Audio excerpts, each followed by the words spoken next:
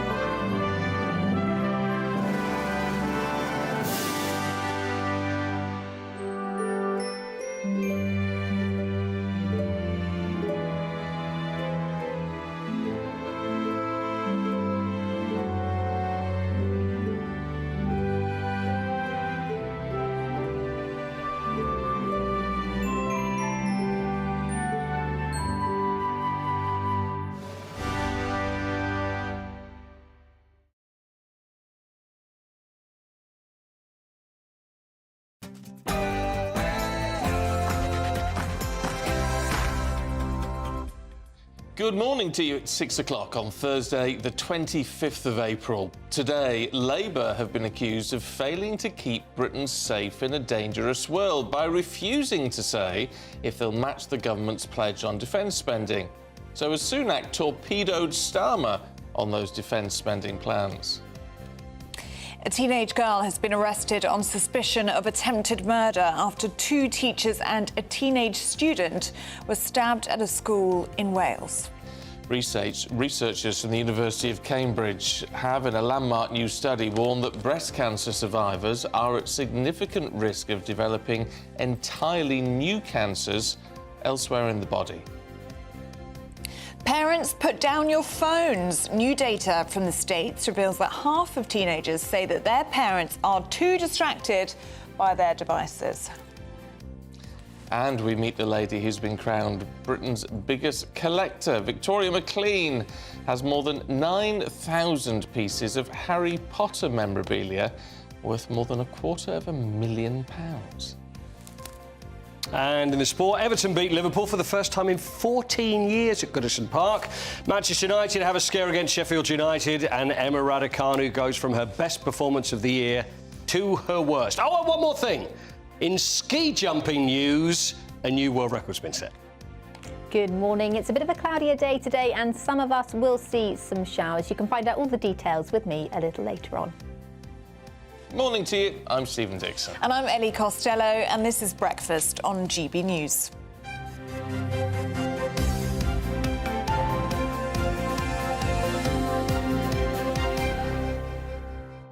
Well, as lovely as it is to be with you here on a Thursday morning, it was very, very special to be out and about on Tuesday covering St George's Day, wasn't it, Ellie? Wasn't it just, yeah, a day we won't forget. It was so special to be there. It was lovely to be together, actually. It was, out and on about. A Tuesday, which doesn't usually happen. No, and actually so many of you, if you were there on the day, thank you very much indeed if you came over and said hello, because it was an endless stream It actually was. It was lovely, wasn't it? It was constant. There were people actually waiting outside the pub to say hello to us. I felt really sorry for a lady, I think her name was Debbie, who actually had a photo with you. And then I don't think she realised she could come in the pub to say hello to me, so she just waited outside in the cold. And then when I stepped outside about an hour later, she was like, Ellie, I've been waiting out here in the cold for an hour. Oh, no. Yeah, and I said, it's a pub, come in. But, so there you go. Yeah, so Debbie, thank you for waiting.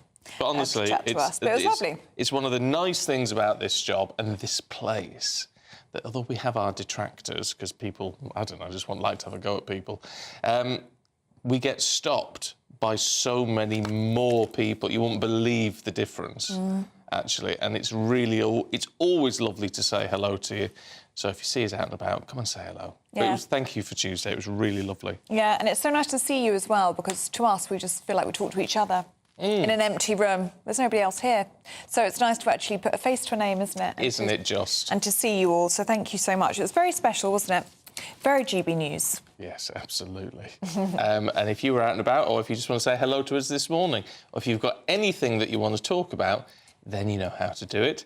Don't they, Ellie? Yes, and do you? gbnews.com/you'll say. Yeah, that's what I was looking for this morning. Thank you very much. Yeah, it's our new forum. So if you haven't got involved yet, do join. It's very easy to do so. And then you can see everybody else's messages and you can reply to things. It's very nice. Now, to our main news this morning. Labour have been accused of failing to keep Britain safe in an ever-increasingly dangerous world.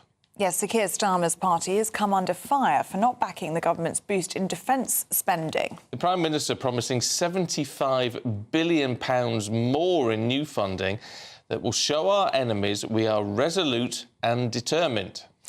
Well, as shadow ministers declined to promise the same, Johnny Mercer, the Veterans Minister, says it showed Labour could not be trusted on defence. He said Labour again refused to back our plan to spend 2.5% of GDP on defence.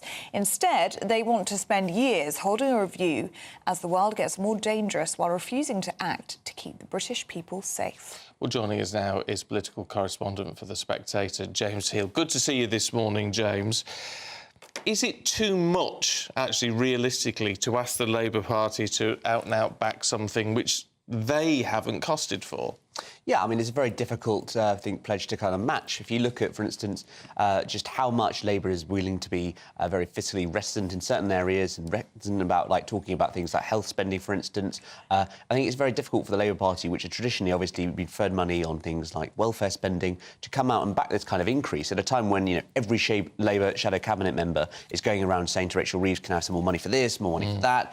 It's difficult for them to come out and match this kind of spending, given, as you say, £75 billion by 2030. And, of course, one person would have to ask how many votes are going to be in it from kind of the Labour Party point of view. So I think that for them it's a bit of being a sort of their initial reaction has been a bit sixes and sevens perhaps in responding to that. And that's why you've seen, say, Steve Reid, the Shadow Environment Secretary, saying slightly different things to the Shadow Attorney General, Emily Thornberry, on the media round. So I think Labour are yet to come up with a kind of fully respond on this. And that's why Johnny Mercer is out there saying Labour can't be trusted on defence.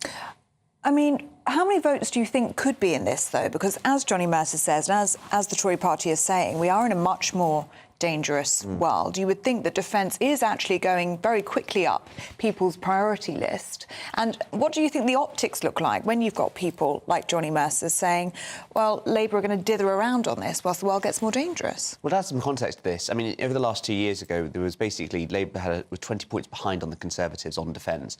And over the past 2 years, they've got up much better and now actually are ahead on this as an issue. So I think this is an attempt to kind of open up a kind of clear blue water and then trying to tie this into other things as well, saying Labour can't be trusted on taxation, Labour can't be trusted on security. And I think that's what they're going to be trying to do.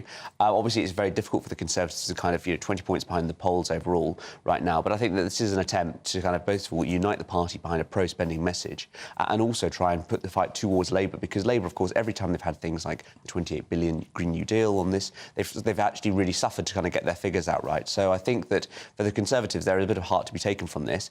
And, I think you've seen that in the response so far. People like Mark Francois, critic of Sunak, coming out and supporting this. And so I think the optics are about, they would like to present it as, the Conservatives are finally taking national security seriously. Yeah, and it's all well and good. And I know this is the most stupid point to make because everyone plays politics with everything, especially in an election year. It just never seems right to me to be playing politics with our defence. Yes, quite. And I think we also see a general trend every election where you have a 5-year parliament and in year 4, year 5, they start spending more money, having cut it earlier in the parliament. And I do think the defence has suffered over the past sort of 10, 14 years or so, which is that, of course, I'm surprised, David Cameron's a foreign secretary. Well, when he was Prime Minister, the number in the military, I think, had dropped by about a third or so in terms of the armed forces headcount. So I do think that there are questions to answer. I mean, Sunak and his government would say, look, the nature of threats has changed. We've known this for the past sort of 2-3 years or so. Ukraine has shown that. And so I think now they would say probably it's better late than never. And the question is whether Labour will match that, given how, so far in the past 48 hours, they've been a bit all over the place with this. There is some scrutiny still for the Tories, though, isn't there, about how this uplift is going to be fully funded. We've talked about cuts to the civil service, haven't we? But we don't know where they're going to be. Yeah. And that's still not enough, is it? Yes, I'm old enough to remember 2 years ago when Boris Johnson made this exact same pledge in Madrid at the 2022 NATO summit. Back then, of course, there was talk that they were going to cut 91,000 civil service jobs. That came to naught. So I think from looking at the kind of early costings of this proposal, they say 75,000 civil servants will be out, or 70,000 civil servants. I would struggle to see where those are going to fall, particularly if you think now that health and the schools and defence are all protected, where are you going to find those kind of big budget savings? Is it going to fall, for instance, on Justice Department? Is it going to fall on, say, transport? And so all these different areas have a special case. So I would think that a lot more detail needs to be found out about it. But for now, the initial reaction, I think the government can be happy with how that's gone down. Yeah. In terms of Labour, though, on this, they may not be confirming anything yet. I mean, they'd be crazy not to find a way to do this, ultimately, wouldn't they? Yeah, I think so. And I think that people who are more pro-defence spending in the Labour Party have made the case to me that, you can tie this into something like levelling up, for instance. You can look at Barrow and Furness, the jobs that we've created in kind of industrial areas, and, I think in sectors. And so I think that they can tie this into the wider message that Rachel Reeves has been talking about in terms of security, in terms of, making sure that supply chains are safe, in terms of making sure that our economy is sort of waterproof against the shocks of the financial system. There is a potential way to do this in a certain way. So I think that they ought to be looking at this, certainly, and I'm sure that this work is going on behind the scenes right now. Oh, anyone who mentions Barrow and Furness is good in my books. That's my hometown. Lovely stuff, James. Thanks very much indeed. Thank you very much indeed. Do let us know what you make of that. gbnews.com/yoursay. Yeah, it's interesting, isn't it? Because, as I say, Labour, and we were talking to Labour a little bit later on this morning, so we'll ask them about it. But can't make a commitment yet. Well, no, because it's very difficult when they say everything's fully costed, which, of course, it's got to be. Yeah. So it's probably difficult for them at the moment, but are they? They're going to have to match it. They're going to have to work it out, aren't they? They really are. Yeah. Because any party coming... And the main purpose of any government, the main role of any government is defence of the realm, isn't it? Defence of the British people. And so that's got to be tied in. Yeah, and I think in the world that we are currently living in, I think to a lot of people, defence spending is going to be very important at the next general election. It may be one of the key factors in who they decide to vote for. So it is something that Keir Starmer will have to think about quite seriously, I think. Yeah, I think he will. Now, a teenage girl has been arrested on suspicion of attempted murder after two teachers and a teenage student were stabbed at a school in Wales. Yes, a Man Valley school was put into lockdown shortly after 11 a.m. yesterday after 3 people were injured. Emergency services responded, including Wales Air Ambulance. Police say the injuries are not life-threatening. Forensic teams have been on site and a knife has been recovered and the suspect remains in custody. Well, Superintendent Ross Evans spoke to the media. I'm aware that there is footage circulating on social media and I would ask that this is kindly removed to preserve the integrity of the ongoing investigation and to avoid further distress to those involved. This was a very distressing incident and our thoughts are with the victims.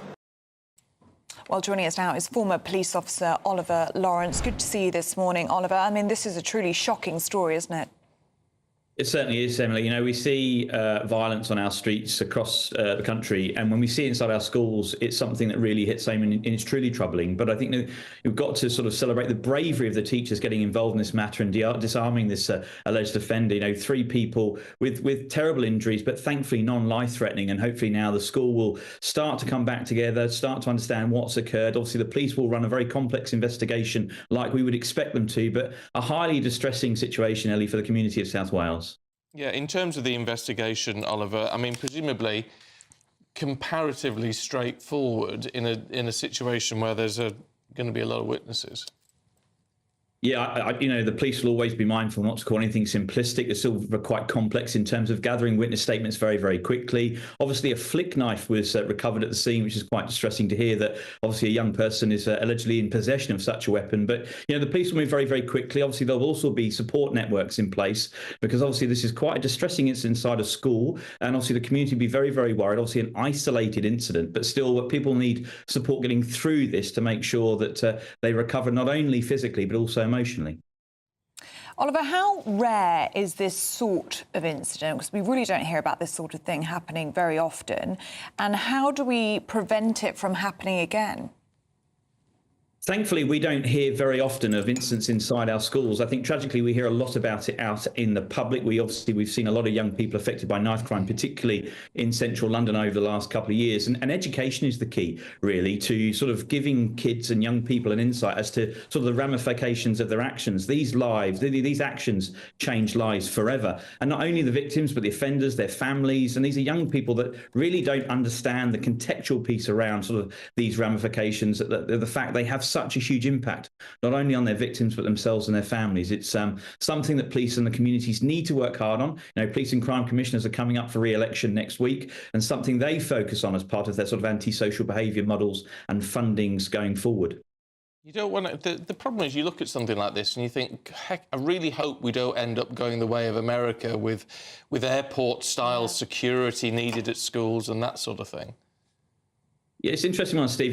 We do often associate school violence with the States. I think we've all become slightly tragically quite numb to when we hear of mass incidents in the US because they seem to appear and happen quite regularly. We are very thankful here in the UK that it doesn't happen regularly, and I suppose that the key to that is, the education, the environment our kids are brought up in. It is hard to get hold of weapons in society, but thankfully we don't see too many of these, and hopefully this is an isolated incident, but still has rocked a South Wales community who'll be waking up this morning wondering how this all transpired. Absolutely, truly shocking incident. Oliver Lawrence, good to see you this morning. Thank you very much indeed. OK, let's have a look at some of the other stories coming into the newsroom as we approach 6:15 this morning. And 3 men have been arrested following the deaths of 5 migrants, including a young girl, while trying to cross the Channel yesterday. The National Crime Agency says they were arrested on suspicion of facilitating illegal immigration and entering the UK illegally. Those detained include 2 Sudanese men, aged 22 and 19, and a 22-year-old South Sudan national. It comes as figures from the Home Office show more than 400 migrants crossed the Channel yesterday. The Army says 3 soldiers were hospitalised when household cavalry horses bolted in central London. Several military horses were spooked by construction equipment and unseated their riders before making off. At least 4 people were injured as the animals galloped their way through central London. They were eventually rounded up and transported away for veterinary care. The government is set to face a High Court challenge against its XL bully ban. A campaign group has been given permission to bring legal action against the Department for Environment and Rural Affairs. The large bulldog-type American breed was added to the banned list in October last year following a series of attacks. Campaigners argue that the ban is unlawful and irrational. However, government lawyers say the challenge should be dismissed.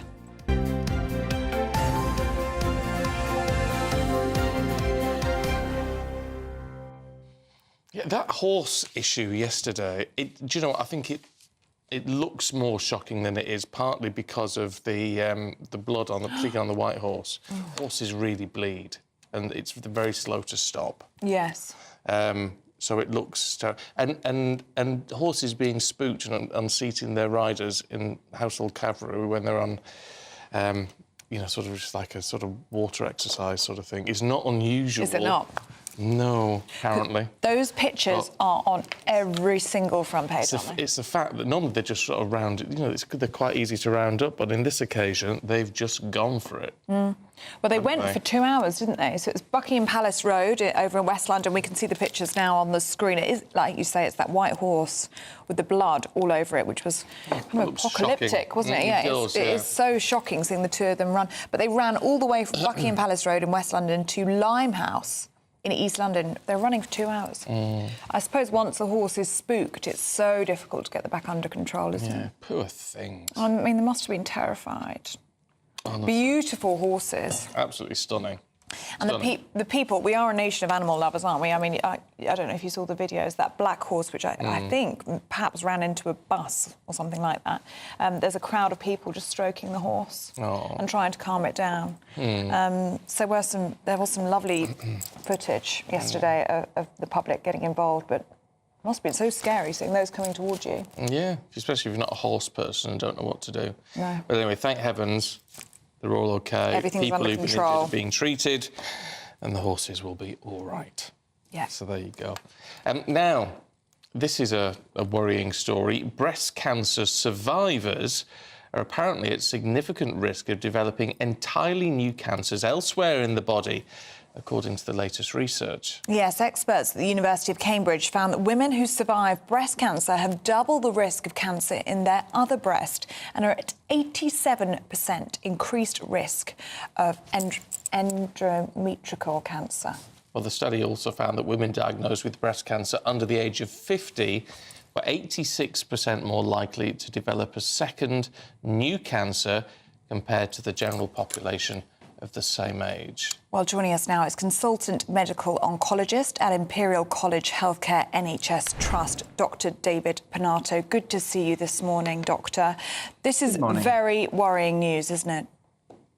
It is. This is one of the most comprehensive studies that has been published to date, which draws on epidemiological data, so data from people that have experienced a previous diagnosis of breast cancer. And it took, over 20 years to complete, in the sense that, these patients had to be followed up for a number of years after their first diagnosis of breast cancer. It does highlight one of the key challenges that we have in cancer medicine, which is how can we say to someone that has been diagnosed with a cancer that's been caught early, you're going to be all right, you're going to be cancer-free for the rest of your life. And, as you said before, unfortunately, a proportion of people will not be cancer-free, and a lot of the effort so far has been tailored to understand what is the risk of the original cancer coming back. But this particular study highlights that the risk of patients is also extending to cancers that are not linked to the original diagnosis, but that might be relating to the fact that maybe the risk factors for cancer have insisted on healthy tissues elsewhere in the body. They are not primarily linked to the breast tissue. All right, and there are a number of explanations for that. Well, I was going to say that, this sounds like very grim news, and yet there are some benefits, aren't there? If you can say about a population of society, you are considerably more likely to develop cancer at some point in the future. Does that give us some way of trying to prevent it, of trying to subdue that developing in the future? Absolutely. So the study has looked at what are the risks for patients developing new cancers. And some of those risks are inherently linked to our own genetic predisposition. So some of those patients, unfortunately, harbored some genetic mutations in their own DNA, which led them to become at an increased risk of developing cancers elsewhere in the body. So for some of these patients, for instance, it might now be a good strategy to think about screening for other cancers once their original breast cancer's treatment has been completed. For others, important factors such as the socioeconomic status, so things like the risk related to smoking, to poor physical exercise, to poor eating habits, those risks, which we can modify on a day-to-day basis, might be, again, another important strategy to prevent the increased risk of new cancers developing. I mean, that in itself is so concerning, isn't it? It highlights the inequalities around cancer. Yes, absolutely. So we've known this for ages, the fact that healthcare inequalities and socioeconomic inequalities are strongly linked to the outcome of cancer patients. What this study adds is actually a percentage. So if you think about the percentage of increased risk in cancer patients on the basis of the socioeconomic status, this increases by 35%. So knowing that number, knowing how big the increased risk of other cancer is on the basis of purely your socioeconomic status is very important, because it does help us address some of the issues around healthcare inequalities that we really need to tackle, so that everyone can hope for a cancer-free future in their lifetime. And what about looking at these? Well, I don't know if they're classed as alternative therapies, but there are things. I have a friend who's had breast cancer twice and stage 4 second time round, but it's now cancer-free.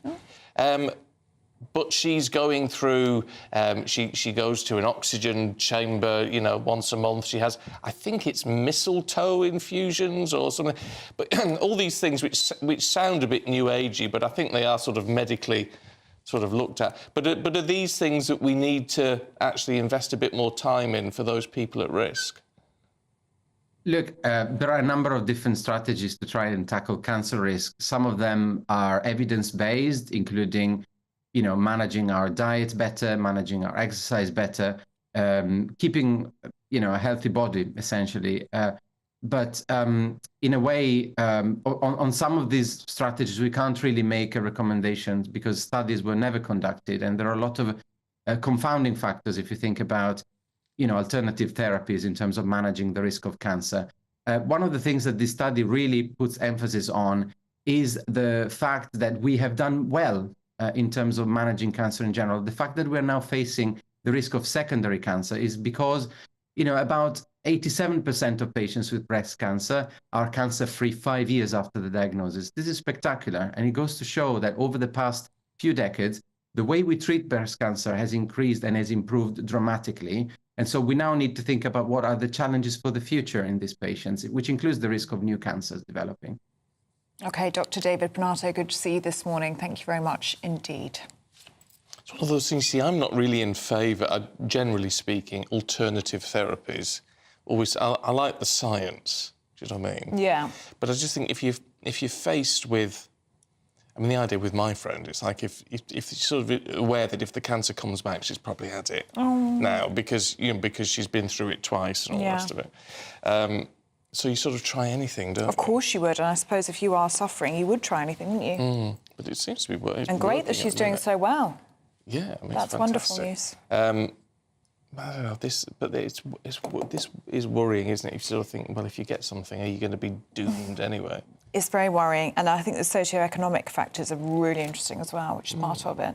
So you're more likely to develop a second cancer if you live in poverty or if you're obese, which is shouldn't depend on where you live or what you're born into, should it? No, it shouldn't, but perhaps it's a message that we need to do more to look after ourselves.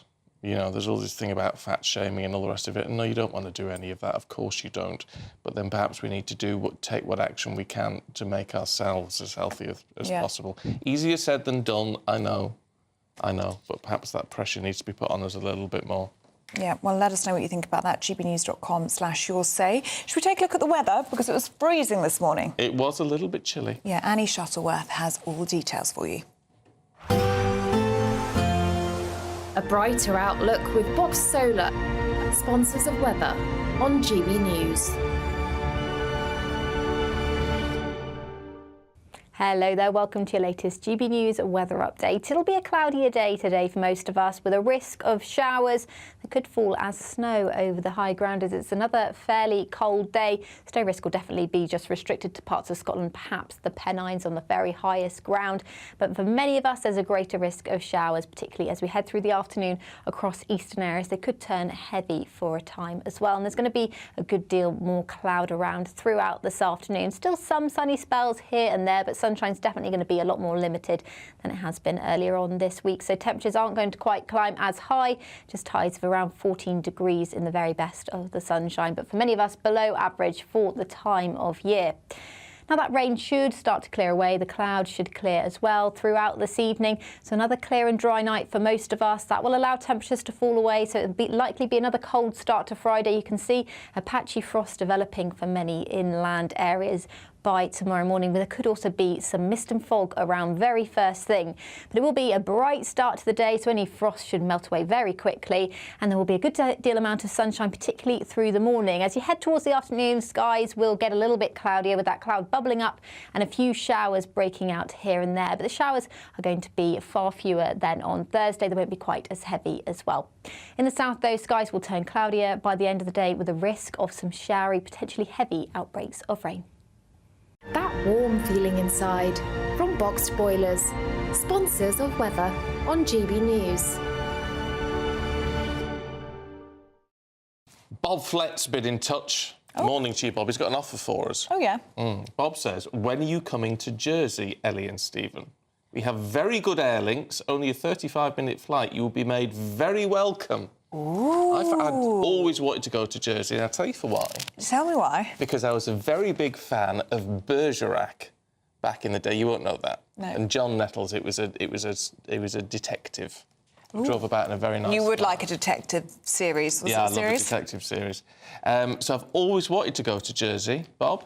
Always, and never, ever done it. So I'd love to come to Jersey. And I'd like to come because I'd like to try the milk. And milk? Oh, Jersey cows? Yeah. Oh, OK. It's the weirdest thing I've ever heard. Not really. Jane Hadfield says that we should do a Great British tour. Well, now we should. But we have to go to the tea place that we promised last week. Oh, we did. We keep making all these promises. Tregothnan.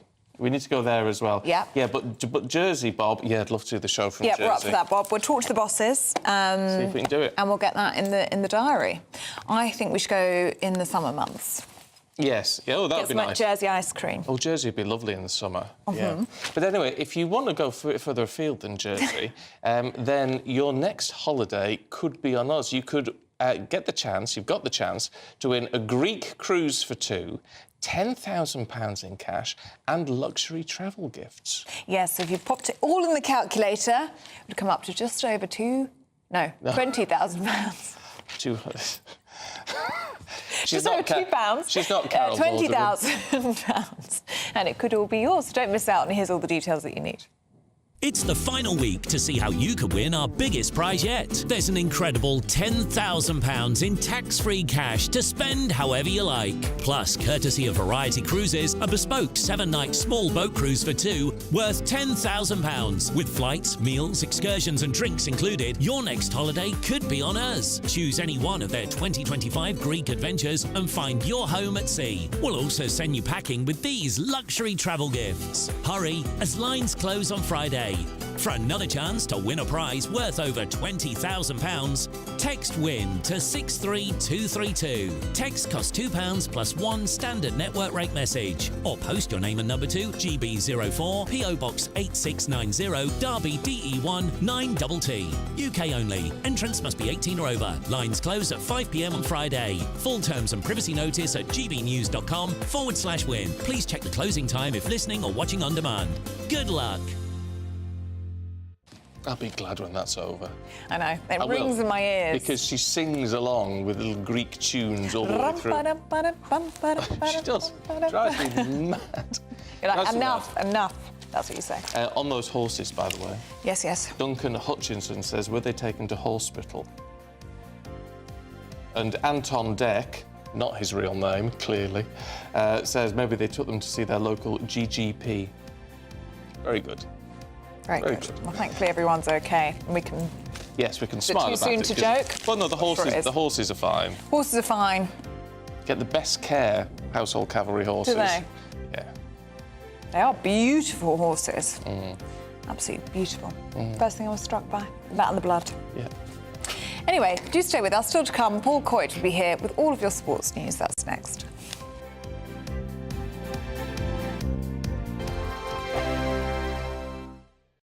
We're GB News, and we come from a proud tradition of British journalism. That's why I'm so excited to be here. It's something so new. The first news channel to be launched in Britain in over 30 years. Launched to represent the views of the British people. To go where other broadcasters refuse to go. How did you find out about the story in the first place? Launched with one aim. To be the fearless champion of Britain. It's an absolutely fantastic atmosphere here. This is GB News. The People's Channel. GB News, Britain's news channel. 2024, a battleground year. The year the nation decides. As the parties gear up their campaigns for the next general election. Who will be left standing when the British people make one of the biggest decisions of their lives? Who will rise? And who will fall? Let's find out together. For every moment, the highs, the lows, the twists and turns. We'll be with you for every step of this journey. In 2024, GB News is Britain's election channel. GB News is the home of free speech. We were created to champion it, and we deliver it day in, day out. Free speech allows us all to explore and debate openly the issues most important to us, our families, and of course, the British people. Having challenging conversations to enlighten each other. Which is why we hear all sides of the argument. We are the People's Channel. We will always stand by the freedom to express yourself. On TV, radio and online. This is GB News, Britain's news channel. In the GB Newsroom, we bring you the news as it happens. With our team of dedicated journalists across the UK, GB News brings you accurate reporting of the day's topical agenda. When the news breaks, wherever and whenever it's happening, we'll be there. This is GB News, the People's Channel, Britain's news channel.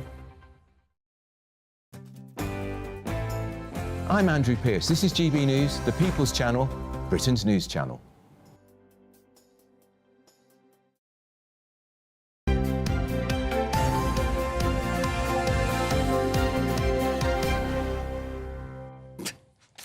OK. Let's have a look at the sport this morning. Paul Coyte is here. What you laughing at? I'm laughing What you laughing at? Ellie I tried up. to take control of the audio kit, didn't go very well. No, she's just messing all the technological stuff. Oh, really? OK, Yeah. fine.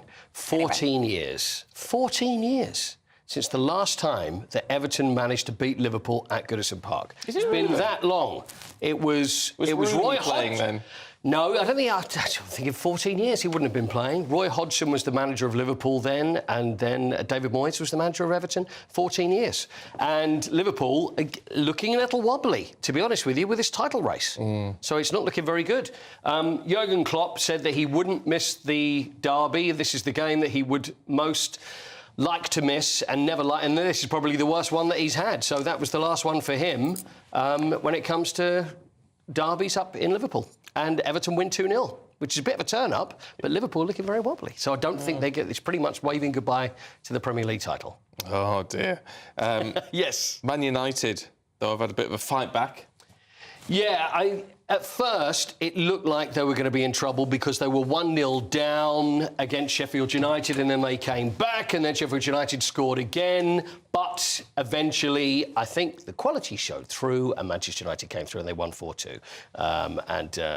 Fernandes scored a great goal, made one penalty as well. So good result for Manchester United. So, you know, Eric Ten Hag, though, I still think is going to be in trouble. I'll still be amazed if he's around at the end of the season. Right. Oh, now, actually, I should have linked this.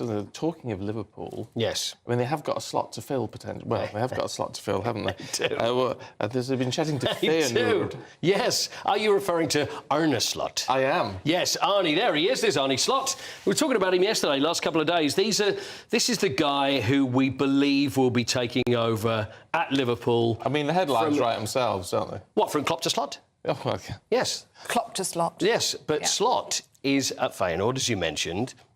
He's had success there. Not major success. I mean, they won the Eredivisie. Oh, yes. Which is the Dutch league. So he won that. He won the Dutch Cup as well just last week. So football is always looking out for the next new big thing. So it seems like possibly it's him because everybody wants their club to play attacking, exciting football, and he seems to be the guy. But whether it's going to work for Liverpool, we don't know. No. But apparently now we hear that Liverpool are speaking to Feyenoord, so obviously there's going to be some sort of deal work between them. Because where else are they going to go? If he has a bad match, you just have to say they need to put another 50p in the slot.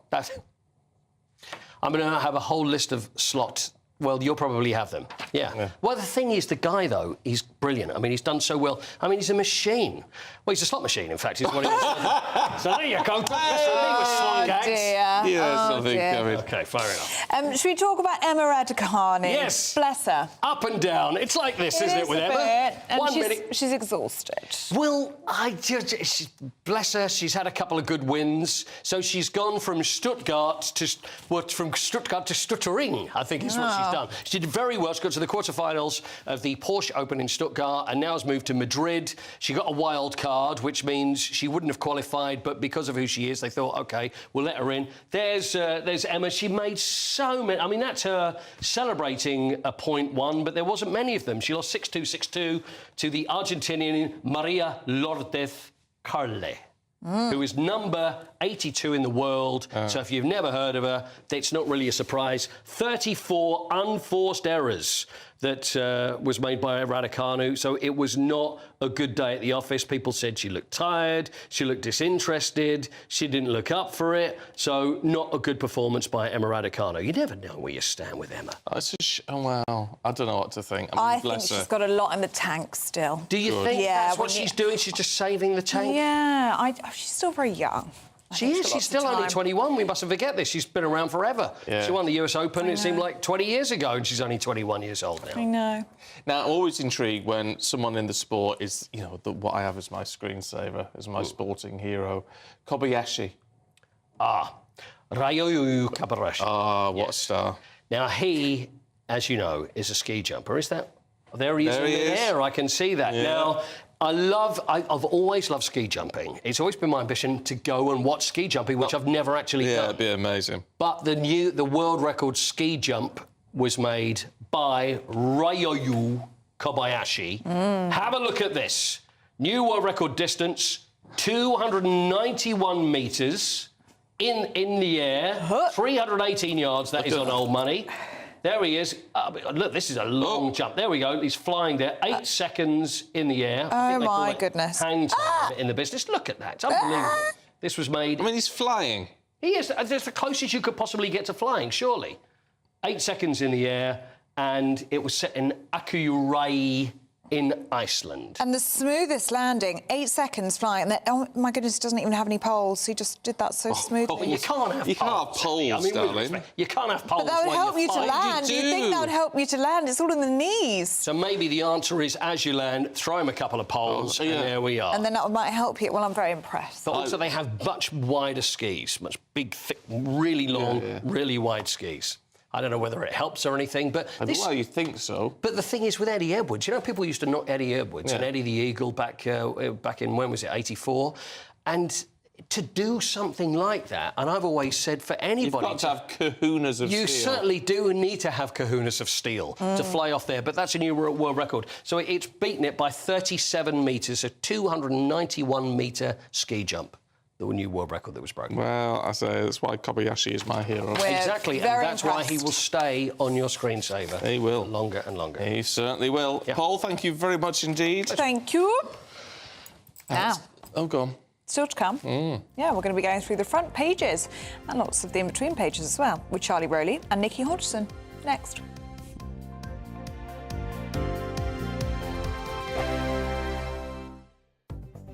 The latest GB News travel. Good morning, I'm Russell Holding. On the M6 in Lancashire, there's a lane closed each way for emergency repairs at junction 35 at Carnforth. In Greater Manchester, the A6017 Stockport Road is closed each way between Guide Bridge and Ashton-under-Lyne for an investigation. On Merseyside, Millers Bridge in Bootle remains closed eastbound off the A565 Derby Road after a spillage earlier this week. In Cambridgeshire on the A14, the outside lane's closed eastbound after an accident and spillage between junctions 32 and 33 towards the A10 near Cambridge. Train services have been stopped between Treherbert and Pontypridd because of a signalling problem, and on the M4 in Swansea there's a lane closed again today for emergency barrier repairs on the westbound exit Slip Road at junction 44 at Llansannet. We're expecting that to cause delays as we head in towards the morning rush, and that's the latest. You can stay up to date throughout the day by visiting our website gbnews.com. If you want your news to be straight talking... This is a nightmare for the Conservatives again. Down to earth. It's not just Nottingham where this is happening, is it? And most importantly, honest. Hard-working, middle-class taxpayers, they'll get their book thrown at them. Then catch me, Martin Daubney, Monday to Friday, 3 till 6 p.m. on GB News, Britain's news channel. every Sunday from 11. Join Michael Portillo. There will be topical discussion, looking at the week before and the week to come. So kick back and relax at 11 a.m. on Sundays on GB News with me, Michael Portillo. GB News, the People's Channel, Britain's news channel. Your weekend starts here with Friday Night Live with me, Mark Dolan, 8 till 9 on GB News. Big stories, big guests and big laughs as we get you ready for a cracking weekend. That's Friday Night Live with Mark Dolan. Fridays 8 till 9 on GB News. Bring your own drinks. The admission's free.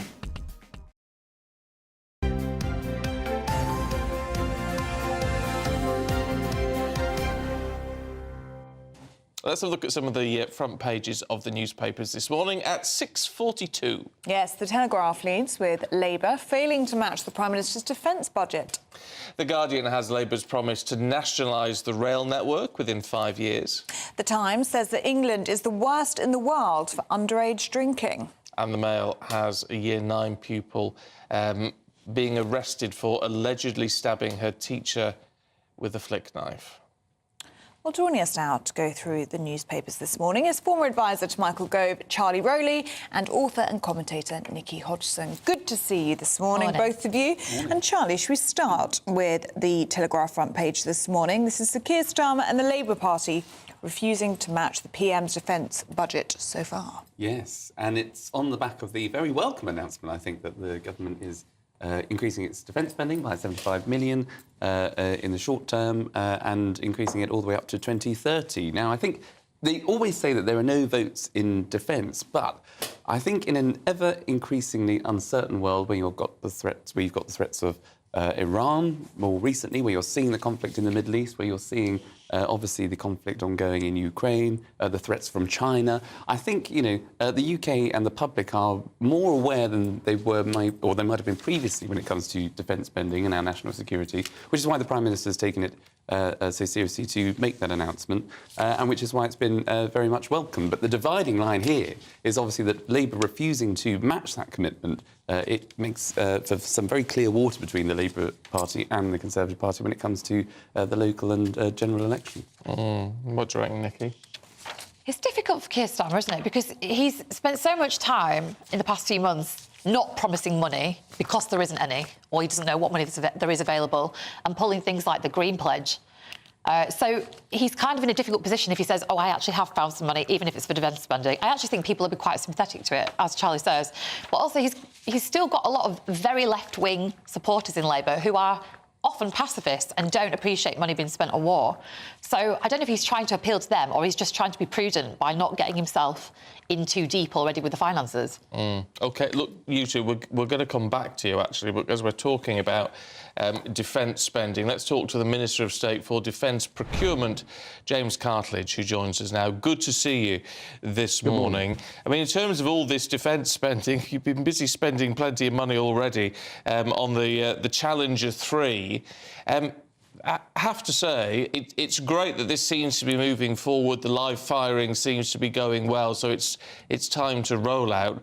But there have been so many issues with the number of tanks that we have had over the last few years.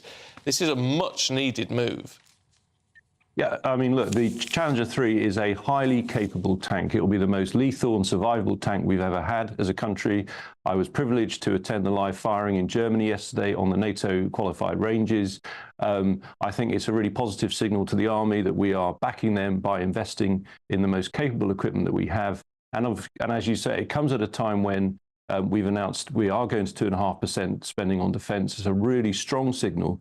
It shows that this government is backing our armed forces to deliver a safer world. There's much applause for more spending in defence. Many would agree that it's certainly needed. We're living in a much more dangerous world. But there is a lot of scrutiny as well for the Conservatives about how this uplift is going to be fully funded. I know we understand that there are going to be cuts to the civil service, but that's only going to partly pay for this, isn't it? Where is the rest of the money coming from? Well, it's quite right that we do this in a prudent fashion. If you recall, our original pledge was to go to 2.5% when the economic circumstances allowed. So yes, it is true, as you say, we will be reducing civil service numbers back to where they were before the pandemic. We think that's the right thing to do.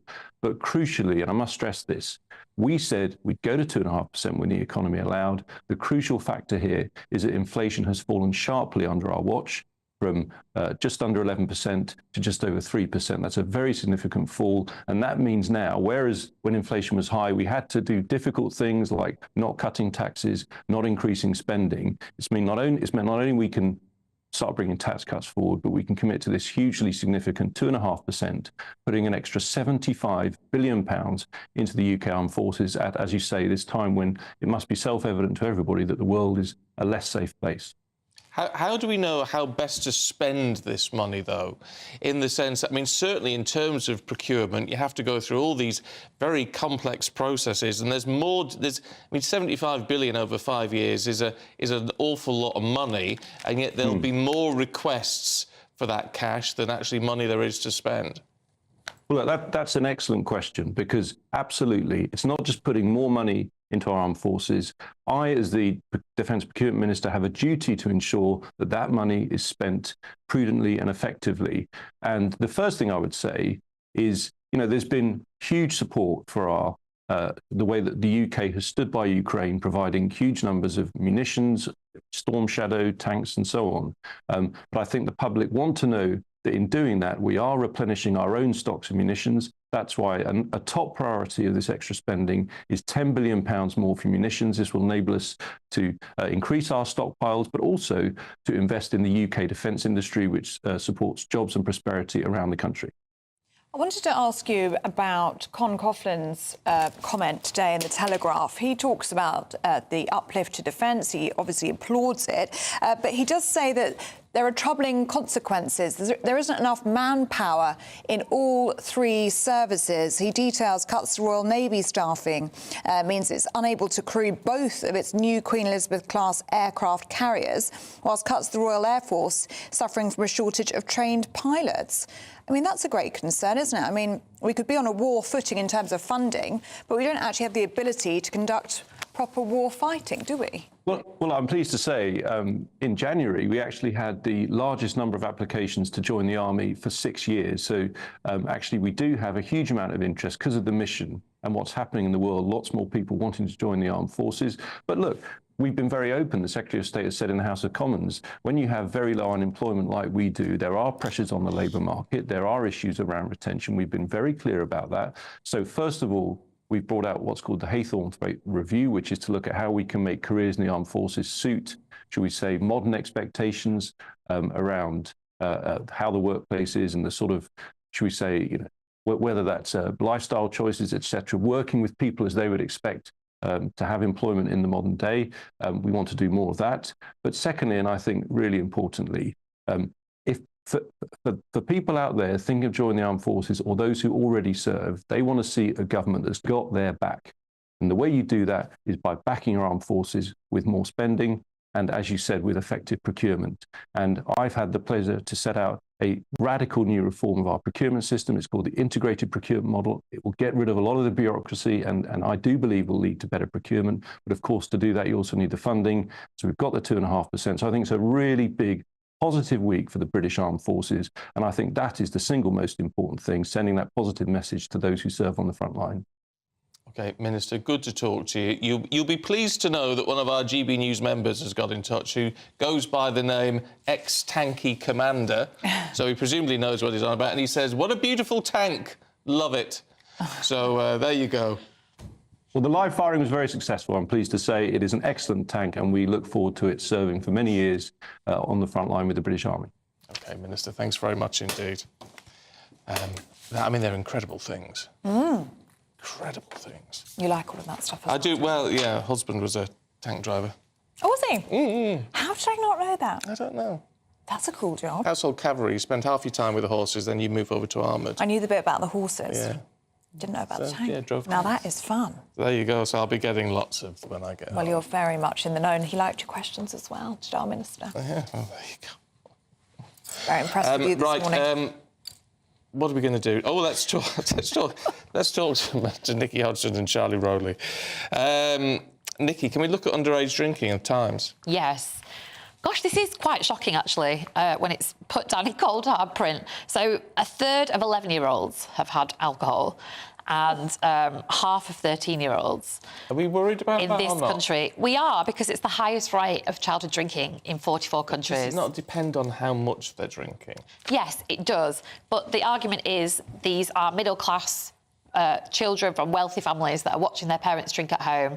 It's become normalised because we have this myth that everybody in Europe drinks with their children. Have you ever heard that? Do you think it's a myth? Have you never heard that, though? Saying, oh, well, French children or whatever, they've already had wine with a meal by the age of 10. Yeah. And then, therefore, that justifies us doing it. But I guess the problem is that we have a serious issue with binge drinking in this country. And there are obviously huge ramifications for people over-drinking. So if you start so young, is it just normalising it, I guess? Yeah. I think in a way it helps. I mean, the rule in our house was, so my mum used to say exactly that, Nikki. Yeah, so in France and Spain, they all drink with their dinner. And so from the age of 14, I was allowed a glass of wine with my dinner, but I just wasn't very interested in having wine. Yeah.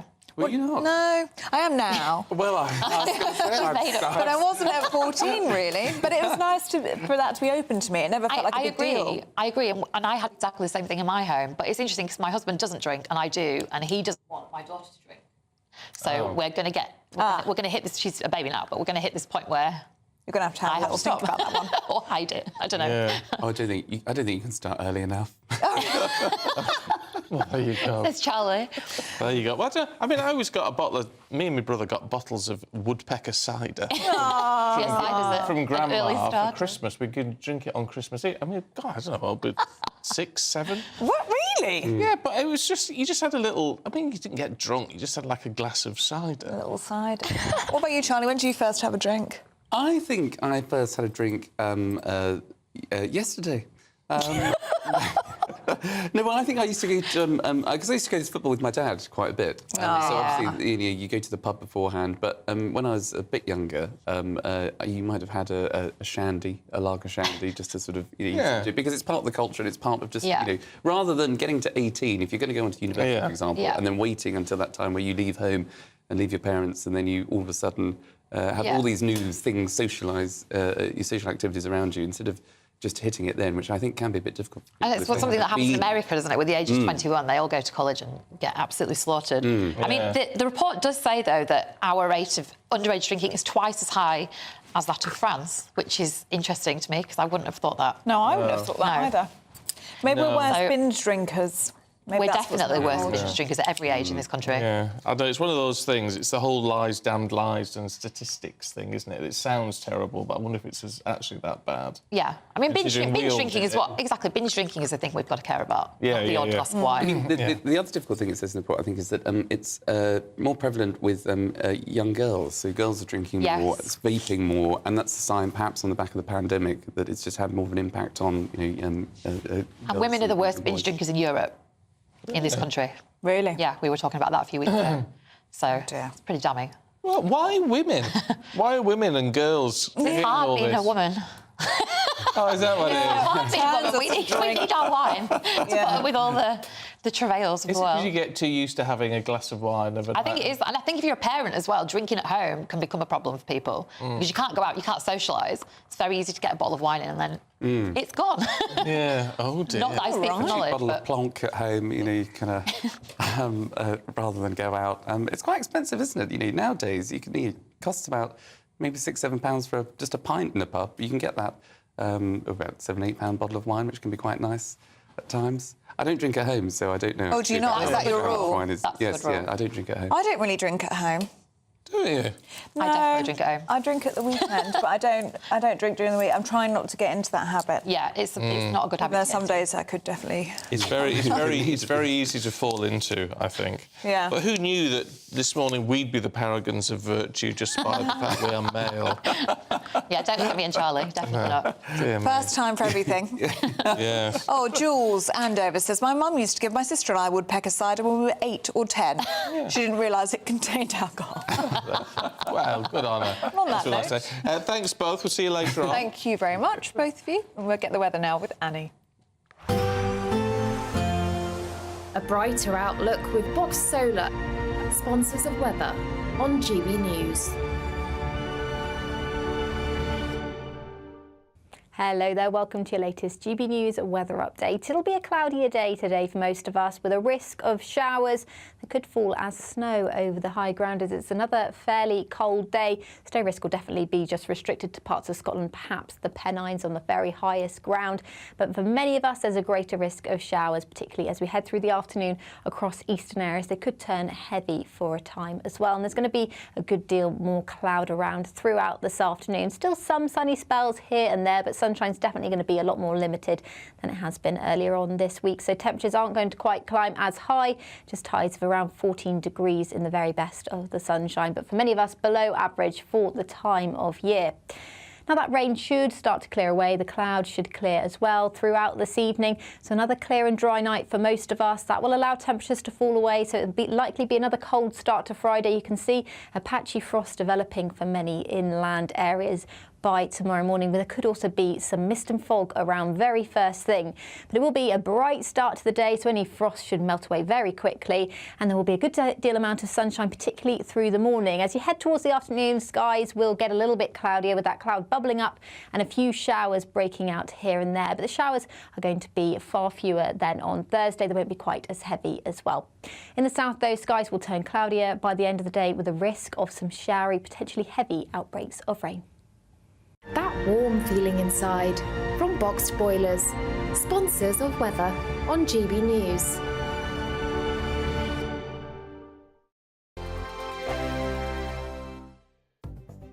The latest GB News travel. Good morning, I'm Russell Holding. In Greater Manchester, the A6017 Stockport Road is closed in both directions between Guide Bridge and the A635 at Ashton-under-Lyne for an investigation. It's slow each way as a result. On Merseyside, Millers Bridge in Bootle remains closed eastbound off the A565 Derby Road after a spillage earlier this week. On the M56 in Cheshire, there's a lane closed eastbound when someone's broken down between junctions 7 and 6 from Bowden to Hale. Train services have been stopped eastbound from Treherbert to Pontypridd because of a signalling problem. And on the M25 in Surrey, 2 out of 4 lanes are closed clockwise where there's an accident by the Cobham services, roughly halfway between junctions 9 and 10 from Netherhead to the A3, with queues towards and past there. And that's the latest. You can stay up to date throughout the day by visiting our website gbnews.com. It's the final week to see how you could win our biggest prize yet. There's an incredible £10,000 in tax-free cash to spend however you like. Plus, courtesy of Variety Cruises, a bespoke 7-night small boat cruise for 2 worth £10,000. With flights, meals, excursions and drinks included, your next holiday could be on us. Choose any one of their 2025 Greek adventures and find your home at sea. We'll also send you packing with these luxury travel gifts. Hurry, as lines close on Friday. For another chance to win a prize worth over £20,000, text WIN to 63232. Text costs £2 plus 1 standard network rate message. Or post your name and number to GB04 PO Box 8690 Derby DE1 9TT. UK only. Entrance must be 18 or over. Lines close at 5 p.m. on Friday. Full terms and privacy notice at gbnews.com/win. Please check the closing time if listening or watching on demand. Good luck.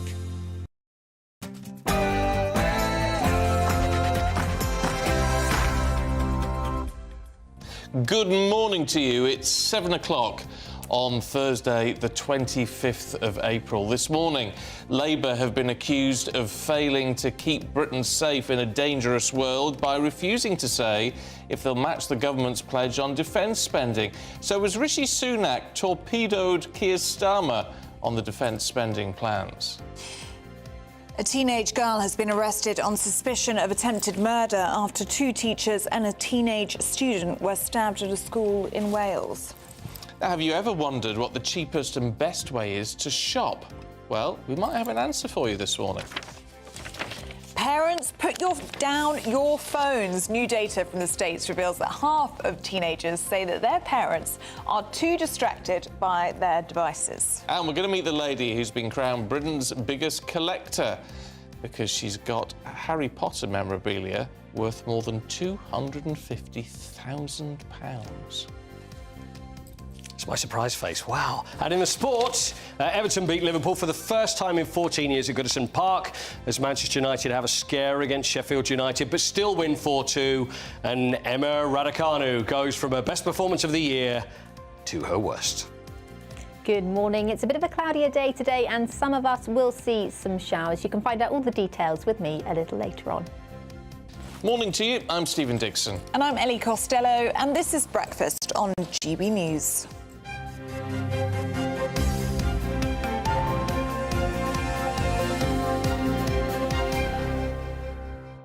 Loads of you getting in touch on underage drinking. We knew you'd get you going on this one. Yeah. Gerrymand15 says, my nanny Dare used to put a drop of brandy in our milk. Thankfully, we, cousins, do not seem to have any side effects. Hiccup. Paul in Leeds says it's not about getting hammered, it's all about moderation. I used to have a small snowball at Christmas when I was about 8. It didn't do me any harm. 8? Used to like a snowball. Now, what's a snowball? I've heard my mum talk about snowball. It's Advocaat and lemonade. That sounds quite nice. Yeah. Grandma used to like a snowball. Oh. Snowball or a sherry. Rich Green says, I used to have a baby sham, aged 5. Oh, my goodness. And I always had a glass of wine at Sunday dinner, aged 10 onwards too. Didn't make me an alcoholic. Yeah, baby sham. Brandy and baby sham was the thing. Not when you're 5. But that was always 5 the thing. is pretty young. My mother used to talk about brandy and baby shams when she was a young woman. Oh, yeah. It was the in-drink. Oh, was it? So can you buy baby sham now? I don't know. No, I hadn't heard of it. No. The in-drink now would be gin. Gin? Yeah. Gin, flavoured gins and things. Oh, really? Yeah, I'd say is the in-drink. What about for boys? What do boys drink? I don't drink. I haven't had a drink for 20 years. What so was I your don't know. tipple? Scotch. Was it? Oh, I love Scotch. Oh, that's a cool... Of course you drank Scotch. It's so cool. Cool. I thought it was cool. Did you drink it on the rocks? Yeah, or neat. Yeah. Oh, Yeah. Well, oh, OK. Oh, I love the Scotch. Oh, look, I'm going to get you the taste back now. Lefroy was my favourite. Oh, was it? Yeah. Lovely. Yeah. That's very cool. Anyway, I can't drink it now, so there you go. It's all gone. It's all memories, sweet memories. Sweet, sweet memories. I'm not going back to it. But let us know what you think about that. England, apparently the worst in the world for underage drinking. Worse than France. Who knew?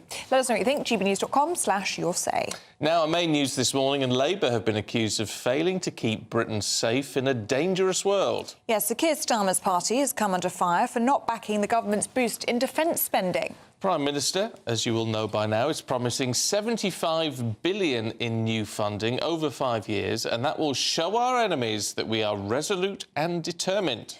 Well, as shadow ministers declined to promise the same so far, Johnny Mercer, the Veterans Minister, says it showed Labour could not be trusted on defence, saying Labour again refused to back our plan to spend 2.5% of GDP on defence. Instead, they want to spend years holding a review as the world gets more dangerous while refusing to act to keep the British people safe. Let's talk to political correspondent for The Spectator, James Heal, who is here. Good morning. Morning. Does Johnny Mercer have a point? I think he will certainly be out making that point. But I think that, when it comes to Labour versus the Conservatives, frankly, both sides have, not been spending enough for the past 30 years. Post-Cold War, we've had the peace dividend. And right now, I think we've seen governments all across the world be slow to act in response to what's been happening in Russia over the past 10 years and also the increasing threat of China. So this is why we've had things like the international focus on increased NATO spending and Donald Trump making a lot of noise ahead of a potential return to the White House later this year. We can imagine this is going to be a very popular policy for the Tories here. Labour will want to do the same, won't they, considering the world that we're living in right now? Well, absolutely. And, of course, security doesn't just, confine to defence. It bleeds into other areas. And so Labour have been out saying we're trusted on defence, we're trusted on the economy, we're trusted with your pension, all different areas. And they've put real stride into making this a key area the past 2 years or so. And, of course, they're very quick to say, for instance, as Angela Rayner was yesterday at the dispatch box, you've cut the size of the defence to the smallest since the Napoleonic War. The army is now down to 72,000 in terms of headcount. So they're very quick to criticise, but of course, are they going to back the measures to kind of go along with this? And as you saw from that interview earlier with James Cartledge, they're very keen to talk about how the reaction has been from very positive for defence. Everyone wants to see more kind of, a bigger army, etc. And so how are we actually going to go and deliver that without promising some difficult financial decisions? Well, that's the thing. I mean, what Labour have made a point of saying, as you would in the run-up to an election, is everything is costed. I mean, most of it seems to be costed from the non-dom plan that seems to be paid for everything at the minute. So I guess they can't make a commitment on this until they've worked out how to cost it. Yeah, well, this is what we're going to see a lot of during this election campaign. We've seen it before, which is they can't say anything until we've seen the books, and they're going to get into government, and I think presumably they'll find it's worse. And then, of course, I think, Keir Starmer's strategy has always been to paint this as a 10-year project, a 2-term project, and so they'll therefore say it was so bad, much like the Conservatives did in 2010, they therefore need another 5 years. So I think that we're going to see this in defence and other issues as well, which is that Labour refuse to be drawn into the details. We have this dance in the media every time they do a media round with sort of 7-minute interviews saying, what are you going to tell us? And they refuse to give much detail. I mean, you could also say the same with the Tories, though, in terms of the detail, because we understand that this is in part going to be costed by cuts to the civil service. But we don't know, and I think it's fair to say we didn't actually get a clear answer in our round earlier, where those cuts are going to be in the civil service, and also what else, because that's not fully costed, is it? Yeah, absolutely. I suspect there will be some Whitehall creative accounting involved in all of that. To take one, for example, for instance, when we now talk about, foreign aid spending, slightly different, but, that is now being spent, a huge amount of that on, asylum seekers here in the UK. So I'm sure that there will be it'll be worth looking at the fine detail of this in terms of rearranging Whitehall budgets in order to pay for, 75 billion is a huge amount of money. And if Whitehall efficiencies, which we hear a lot about, since 2016, it seems that the UK state has been addicted to spending more and more. So I'm very sceptical that you're going to get the spending cuts needed to try and cost this thing out. How much? I mean, you'll know this better than the rest of us. So when it comes to costing things like this over a long period, how much is based on forecast? Because presumably we are forecast for the economy to grow a certain amount over the next few years. Things seem to be getting a little bit better at the moment. So how much is based on that? Well, it's also partly to do other Whitehall spending departments, which is that we've now got the NHS and education is due to rise as well. So it's partly about the kind of forecast, what the OBR says. That's taken into account when they kind of work these things out. But it's also about what ministers, don't really know in terms of financial forecasts. So they try and build a bit of headroom here. But often it's very difficult to kind of, as you say, Stephen, given we've seen the past 5 years, things like the pandemic, for instance, these forecasts are often not particularly accurate. What did you make of Rishi Sunak this week in Berlin with Olaf Scholz? I thought it was quite interesting. Yeah. And being very statesmanlike. Yeah, I mean, we're talking about party politics here, but, this all comes in the same week that Ukraine, for instance, approved £49 billion worth of aid to Ukraine, from America, sorry. So the US finally passed that big package of support for Taiwan, for Ukraine, and also for Israel. And I think this all comes in the context of increased international spending. And I know UK government ministers are very concerned about the NATO summit in July, which is going to be in Washington, D.C., and it's the last one before Donald Trump's potential turn to the White House. So, both publicly and privately, people like Rishi Sunak, people like Olaf Scholz in Germany are going out there and making the case for an increased defence spending, and they want everyone to sort of wake up and make sure that NATO is taking itself seriously. OK. James Hill, good to see you this morning. Thank you very much indeed. As James mentioned, we heard from the Defence Procurement Minister earlier on. Let's have a listen to what he had to say. We'd go to 2.5% when the economy allowed. The crucial factor here is that inflation has fallen sharply under our watch from just under 11% to just over 3%. That's a very significant fall. And that means now, whereas when inflation was high, we had to do difficult things like not cutting taxes, not increasing spending. It's meant not only we can start bringing tax cuts forward, but we can commit to this hugely significant 2.5%, putting an extra £75 billion into the UK armed forces at, as you say, this time when it must be self-evident to everybody that the world is a less safe place. Yeah, it's going to be interesting to see what the Labour Party says on that ultimately. I do have some sympathy in that they can't make a financial commitment of that scale off the cuff. Well, they can't be seen to make any more U-turns, can they? So they'll have to think very carefully about how to fully cost any more of their pledges. Ian says, let's be honest, the extra 75 billion isn't going to go on the British forces. The US has just granted 90 billion, even though they're 34 trillion in debt. Well, but that's not what he was... To be fair, that's not what the minister was saying. The minister's saying that money is going to go on procurement and on recruiting extra people. So I mean, I can understand your scepticism and all of that. Well, do keep reviews coming in. gbnews.com/yoursay on this story, or indeed any of the stories that we're talking about this morning. Now, a teenage girl has been arrested on suspicion of attempted murder after 2 teachers and a teenage student were stabbed at a school in Wales. Yes, a Man Valley school was put into lockdown shortly after 11 a.m. after 3 people were injured. Emergency services responded, including Wales Air Ambulance. Police say the injuries are not life-threatening. Forensic teams have been on site and a knife has been recovered and the suspect remains in custody. Superintendent Ross Evans spoke to the media. I'm aware that there is footage circulating on social media, and I would ask that this is kindly removed to preserve the integrity of the ongoing investigation and to avoid further distress to those involved. This was a very distressing incident, and our thoughts are with the victims. Well, let's head to the scene, should we? Our reporter Jack Carson is there for us. Morning, Jack.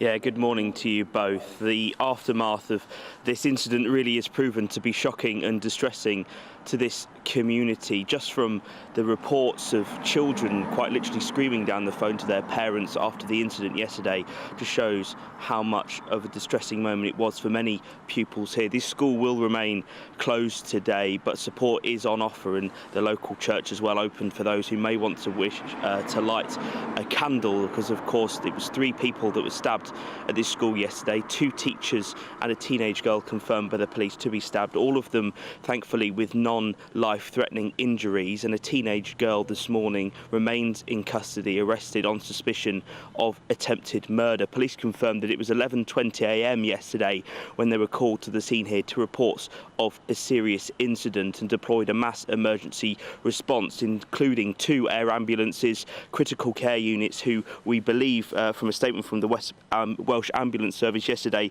did do advanced critical care support delivered by the crews here and also on transfer to the hospital, where of course those people remain recovering from their injuries.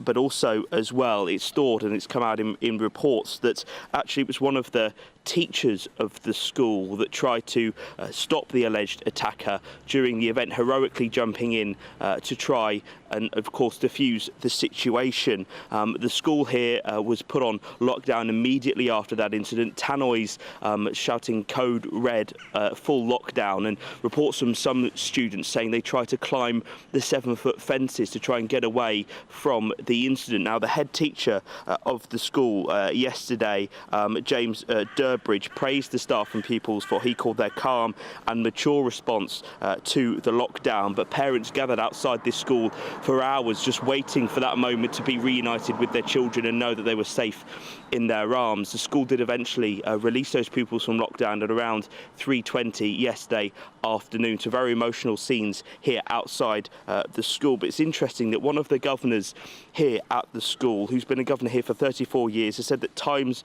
have changed and is worried about the future, of course, of teaching. He says it's a very big concern what the future will hold, and he believes that the discipline has gone from schools. He says he fears that now these 2 teachers have been injured. He says times have changed in the last 10 years. Now, forensic officers were on the site here yesterday. We know that a knife has been recovered. Police aren't looking for any more suspects possibly involved in this incident, but investigations do continue here at the school this morning. OK, Jack, thanks very much indeed. Can you imagine having a system in place where over the school Tannoy you get code red lockdown? Well, you can understand why some students are trying to scale the fences, can't you? Because you just wouldn't... You'd panic, wouldn't you? It's the idea that this is the age we're living in at the moment, where these sort of things happen. You get sort of used to it in the States, don't you, tragically? But over here... It does make you think of the States, and you think of the teachers as well. I mean, those poor teachers. It sounds as though 2 have been injured in this incident, and it's just not what they're paid to do or deal with. No. Anyway. Knives in the classroom. Let's hope they're all not life-threatening injuries, so let's hope they all make swift recoveries on that. It'll take a while to get over the trauma, though. Well, absolutely. And that poor community as well. I mean, the shock they must be feeling this morning. But Jack Carson will be there for us all morning, so we'll be across that story and any developments with it. Now it's 7:15. Let's have a look at some of the other stories heading into the newsroom this morning. And 3 men have been arrested following the deaths of 5 migrants, including a young girl, while trying to cross the Channel yesterday. The National Crime Agency says they were arrested on suspicion of facilitating illegal immigration and entering the UK illegally. The Army says 3 soldiers were hospitalised when household cavalry horses bolted in central London. Several military horses spooked by construction equipment and unseated their riders before making off. They were eventually rounded up and transported away for veterinary care. And the government is set to face a High Court challenge against its XL bully ban. A campaign group has been given permission to bring legal action against the Department for Environment and Rural Affairs. Campaigners argue that the ban is unlawful and irrational.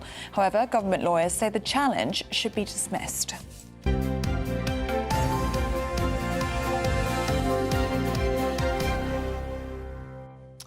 I don't know what to make of the whole XL bully thing.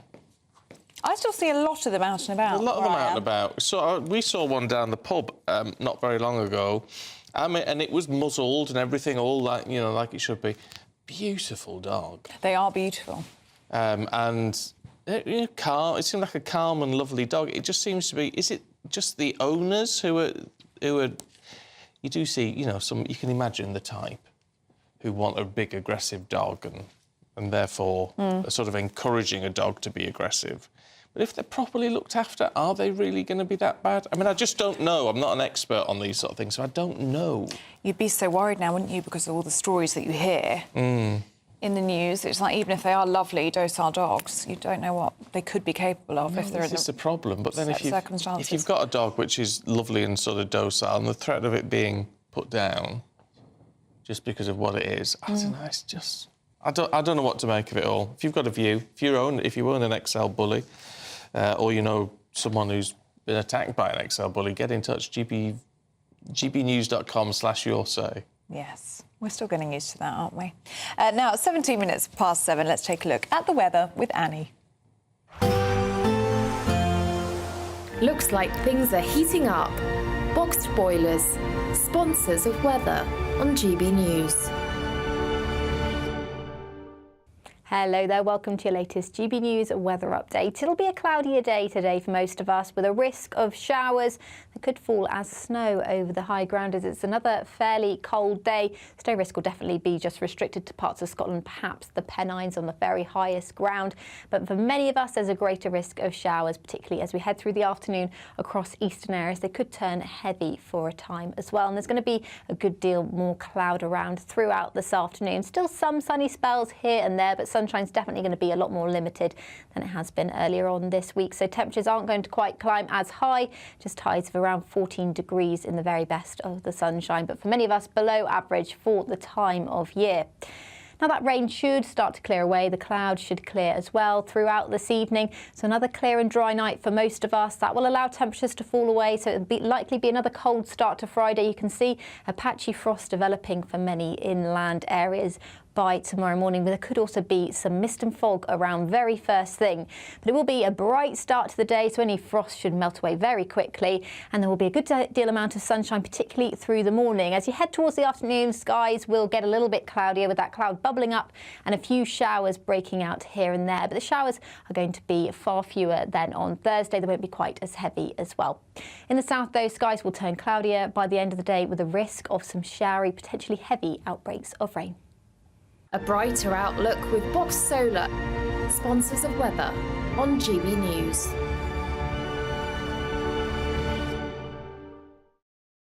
Now, it is the final week to see if your next holiday could be on us, with your chance to win a Greek cruise for two, £10,000 in cash and a whole load of luxury travel gifts. It's a prize worth more than £20,000 and it really could be yours. Here are the details. It's the final week to see how you could win our biggest prize yet. There's an incredible £10,000 in tax-free cash to spend however you like. Plus, courtesy of Variety Cruises, a bespoke 7-night small boat cruise for two worth £10,000. With flights, meals, excursions and drinks included, your next holiday could be on us. Choose any one of their 2025 Greek adventures and find your home at sea. We'll also send you packing with these luxury travel gifts. Hurry, as lines close on Friday.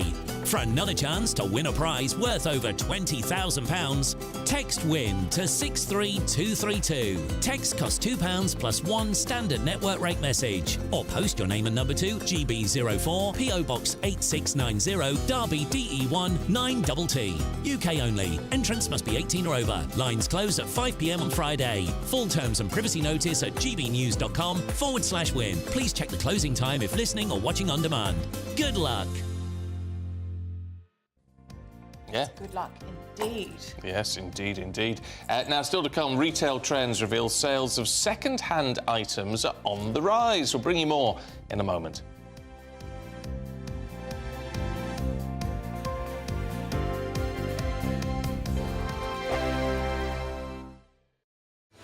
I'm Patrick Christie's. Every weeknight from 9, I bring you 2 hours of unmissable, explosive debate and headline-grabbing interviews. What impact has that had? We got death threats and the bomb threats on. Our job is to do what's in the best interest of our country. You made my argument for me. My guest and I tackle the issues that really matter, with a sharp take on every story. I'm hearing it up and down the country. That was a beginning, not an end. Patrick Christie's tonight from 9 p.m. only on GB News, Britain's news channel. Every Saturday, 10 till 12, we'll bring you all of the news that you need to know. We'll also remind you that there is so much to smile about. It's my favourite time of the week. I get to relax, enjoy some light-hearted stories, and let Ellie teach me about fashion too. That's Saturday Morning Live, every Saturday, 10 till 12. Only on GB News, Britain's news channel. I'm Christopher Hope. And I'm Gloria Di Piero, bringing you PMQs live here on GB News. Whenever Parliament is in session on a Wednesday at midday, we'll bring you live coverage of Prime Minister's questions. We'll be asking our viewers and listeners to submit the questions that they would like to put to the Prime Minister, and we'll put that to our panel of top politicians in our Westminster studio. That's PMQs live here on GB News, Britain's election channel. I'm Andrew Doyle. Join me at 7 o'clock every Sunday night for Free Speech Nation, the show where I tackle the week's biggest stories in politics and current affairs with the help of my 2 comedian panellists and a variety of special guests. Free Speech Nation, Sunday nights from 7 on GB News, the People's Channel, Britain's news channel. Join me, Camilla Tominey, every Sunday at 9:30 when I'll be interviewing the key players in British politics and taking them to task. This report basically says that he's not fit to stand trial. With an upcoming election looming over Westminster, now is the time for clear, honest answers. I agree. And that's precisely what I'll get. Is he indecisive? Incompetent? That's the Camilla Tominey Show at 9:30 every Sunday on GB News, the People's Channel, Britain's election channel. Every Sunday from 11, join Michael Portillo. There'll be topical discussion, looking at the week before and the week to come. So kick back and relax at 11 a.m. on Sundays on GB News with me, Michael Portillo. GB News, the People's Channel, Britain's news channel. I'm Michelle Dewberry, and I'm not here to tell you what to think. I'd much rather hear what you have to say. So, send in your opinions to gbviews@gbnews.com. Keep them clean, and you never know, I might read them out. With my panel here on Jubes & Co, we debate, we get stuck into the issues of the day on a show where all views are welcome, especially yours. GB News, the People's Channel, Britain's news channel.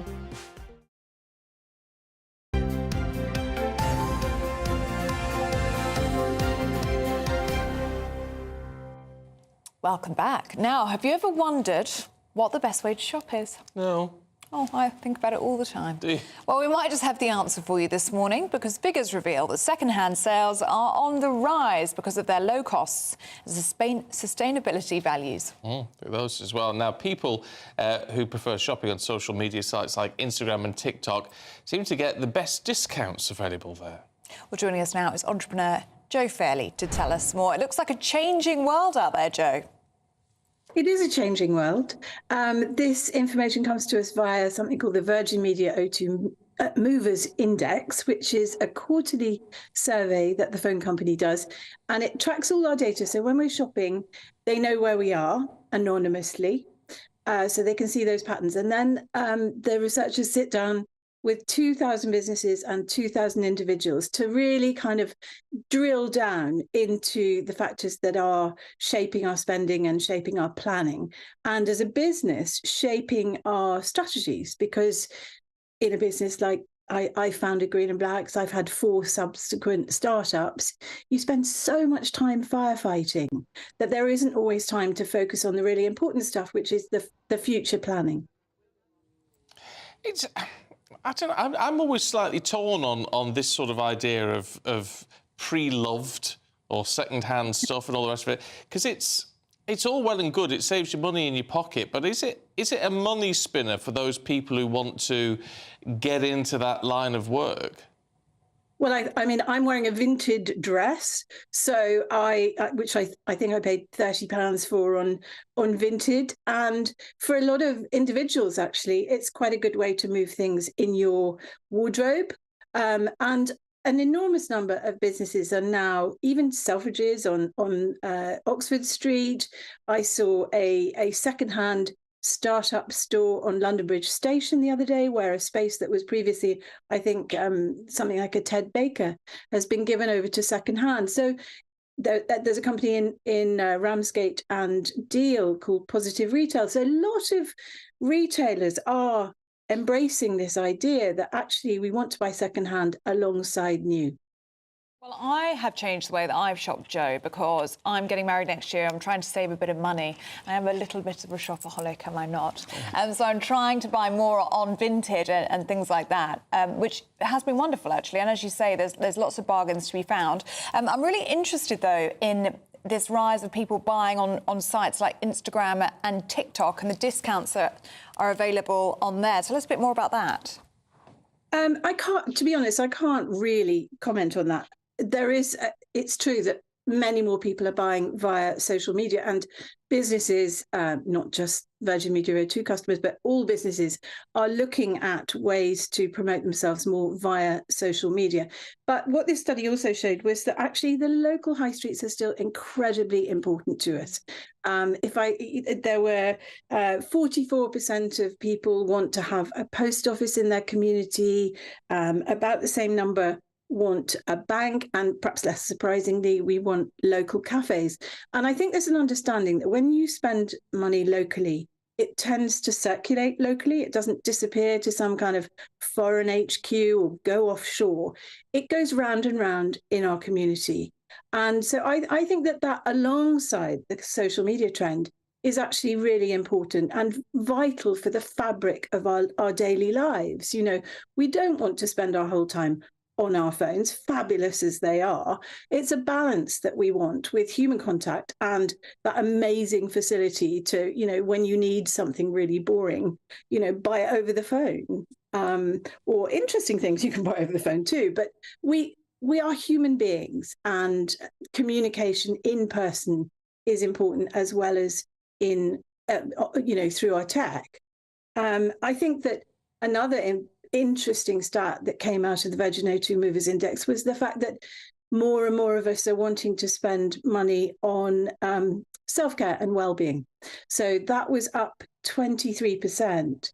And I think that's a reflection of the fact that life is hard, times are tough, the world is uncertain, and that we understand that we need to kind of build some personal resilience to be able to deal with that kind of thing. So that's a sort of shift in spending patterns as well. I would say the good news about that, Joe, is I think chocolate falls under well-being and self-care, doesn't it? Which is all absolutely great to see you this morning. Thank you very much indeed. Thank you, Joe. I don't know if do I need to get into the whole... Yes. Pre-loved. I saw something the other day that called it pre-loved, and I thought that's just a nice way of saying second-hand, isn't it? I'll set you up.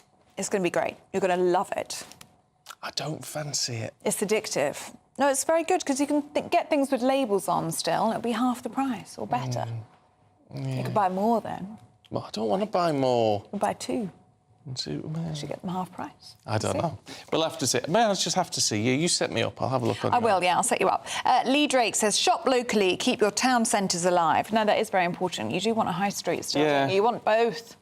Yeah. You want both. Sean says, I used to buy things on eBay because many people buy things and don't wear or use them. And it's possible to get bargains. And apparently it helps the planet too, he says. Is it? Well, it's sustainable, isn't it? Oh, so well, I suppose if you, yeah.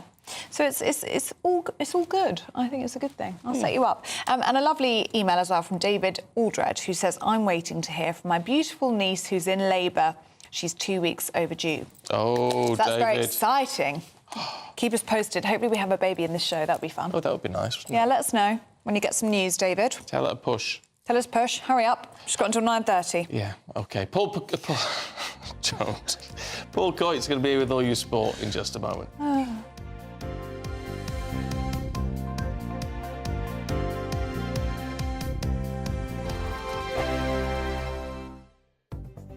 The latest GB News travel. Good morning, I'm Russell Holding. In Greater Manchester, the A6017 Stockport Road is closed in both directions between Guide Bridge and the A635 at Ashton-under-Lyne for an investigation. On Merseyside, Millers Bridge in Bootle remains closed eastbound off the A565 Derby Road after a spillage earlier this week. On the M56 in Cheshire, there's a lane closed eastbound where someone's broken down between junctions 7 and 6 from Bowden to Hale. The A1 in Cambridge is partly blocked southbound where a car's broken down between Brampton Hut and the Brampton turn-off at Buckton, causing delays. Trains have been stopped eastbound from Jeherbert to Pontypridd because of a signalling problem, and on the M4 in Swansea there's a lane closed again today for emergency barrier repairs on the westbound exit at junction 44 at Llansamlet. And that's the latest. You can stay up to date throughout the day by visiting our website gbnews.com. Join me, Camilla Tominey, every Sunday at 9:30 when I'll be interviewing the key players in British politics and taking them to task. This report basically says that he's not fit to stand trial. With an upcoming election looming over Westminster, now is the time for clear, honest answers. I agree. And that's precisely what I'll get. Is he indecisive? Incompetent? That's the Camilla Tominey Show at 9:30 every Sunday on GB News, the People's Channel, Britain's election channel. We're GB News, and we come from a proud tradition of British journalism. That's why I'm so excited to be here. It's something so new. The first news channel to be launched in Britain in over 30 years. Launched to represent the views of the British people. To go where other broadcasters refuse to go. How did you find out about the story in the first place? Launched with one aim. To be the fearless champion of Britain. It's an absolutely fantastic atmosphere here. This is GB News. The People's Channel. GB News, Britain's news channel. 2024, a battleground year. The year the nation decides. As the parties gear up their campaigns for the next general election. Who will be left standing when the British people make one of the biggest decisions of their lives? Who will rise and who will fall? Let's find out together. For every moment, the highs, the lows, the twists and turns. We'll be with you for every step of this journey. In 2024, GB News is Britain's election channel. I'm Christopher Hope. And I'm Gloria Di Piero, bringing you PMQs live here on GB News. Whenever Parliament is in session on a Wednesday at midday, we'll bring you live coverage of Prime Minister's questions. We'll be asking our viewers and listeners to submit the questions that they would like to put to the Prime Minister, and we'll put that to our panel of top politicians in our Westminster studio. That's PMQs live here on GB News, Britain's election channel.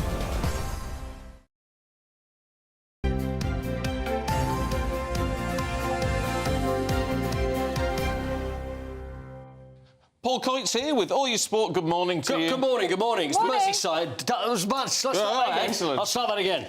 It was the Merseyside derby. That's what it was yesterday. And Everton beat Liverpool. It was at Goodison. First time they've beaten them there in a long time. I think it's 14 years was the last time that they actually managed to beat Liverpool there. Wow. So Liverpool, and the most important thing for Liverpool concerned is that this run there, they're having a pop at the Premier League title, that's now faltering, and now they're getting a bit wobbly because they cannot score. So have we gone from it being a three-way race... A three-horse race... to a doubler?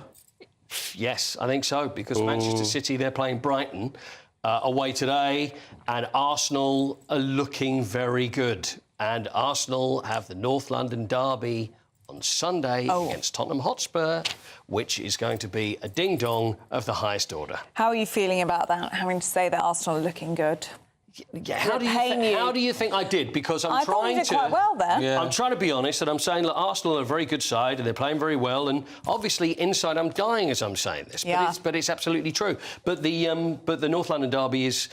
See, that's when you start going through all these cliches about all bets are off and you never know what's going to happen, because most Arsenal fans and probably a lot of Spurs fans are thinking Arsenal are going to win this game, but you just don't know. But anyway, it's really down to the wire. There's another cliche. Yes. But Man City, so pretty much it looks like it's between Manchester City now and Arsenal. So it's who is going to blink first. We'll just have to see. Very, very tight. But I think Liverpool, I think it's over for them now. Jurgen Klopp. Well, yeah, but who's going to lead them next season? Who's going to fill the slot? Very good. Thank you. Arne Slot. We think Arne from Feyenoord. It looks like he's the guy. There's Arne Slot. How do you get one of the biggest jobs in football when we haven't heard of him? Well, the thing is, teams will be looking elsewhere to think now the sort of manager that's going to suit the play, something that's going to be forward-thinking, someone that looks like they've got a great future, instead of going with old managers, because it seems like styles are changing now. It's very much... Teams really want to play attacking football, exciting football, and Arne Slot seems to be doing this at Feyenoord. So he'll fit in, I think. He'll probably slot in quite well, actually, to be honest with you. And so Arne Slot, nothing confirmed yet, but it looks like Arne Slot will be the one. Right. Although we're talking about Javi Alonso, and he looked like he was going to be the guy, but probably not now. So Arne. Right. Very good, yes, very good. Should we talk about Emma Raducanu, who's feeling exhausted?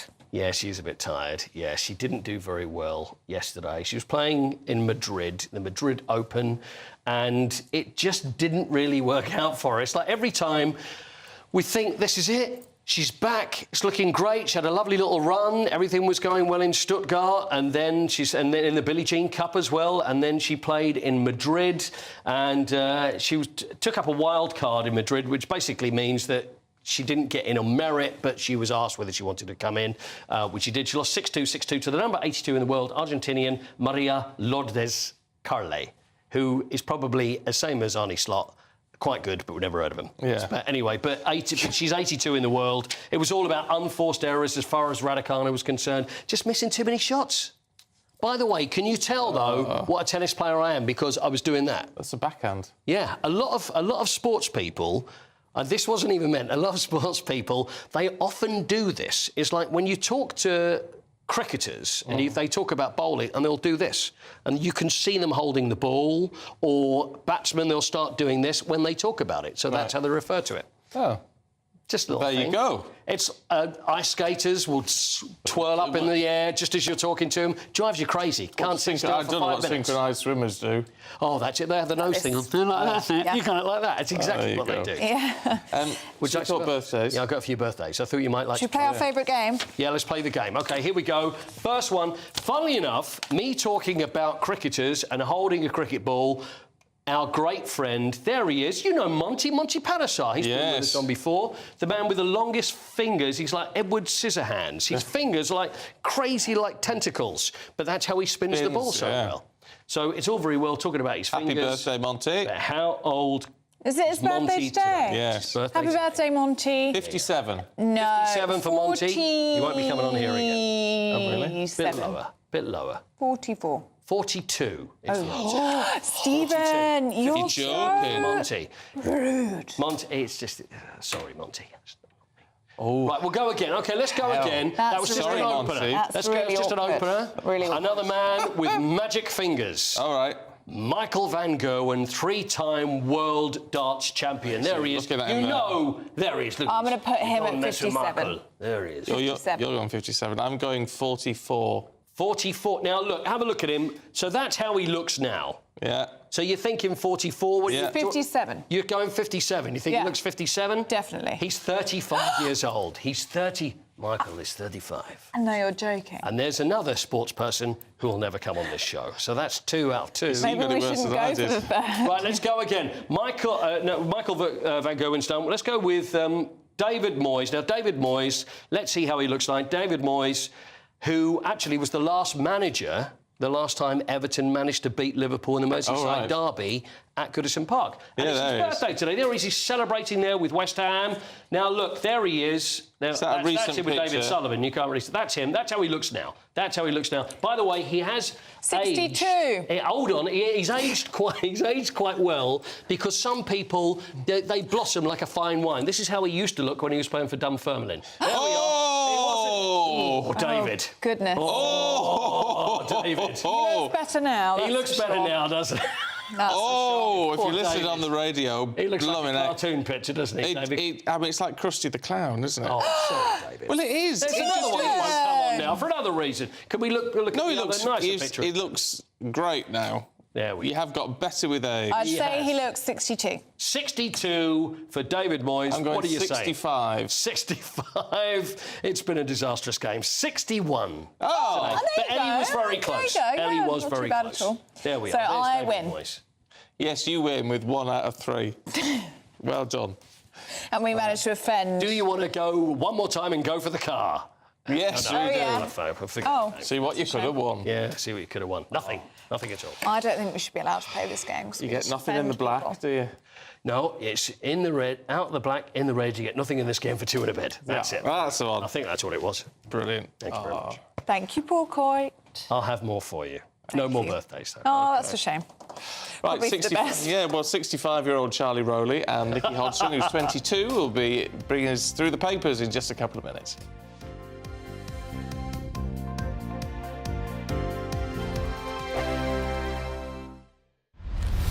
Farage, Monday to Thursday from 7 p.m.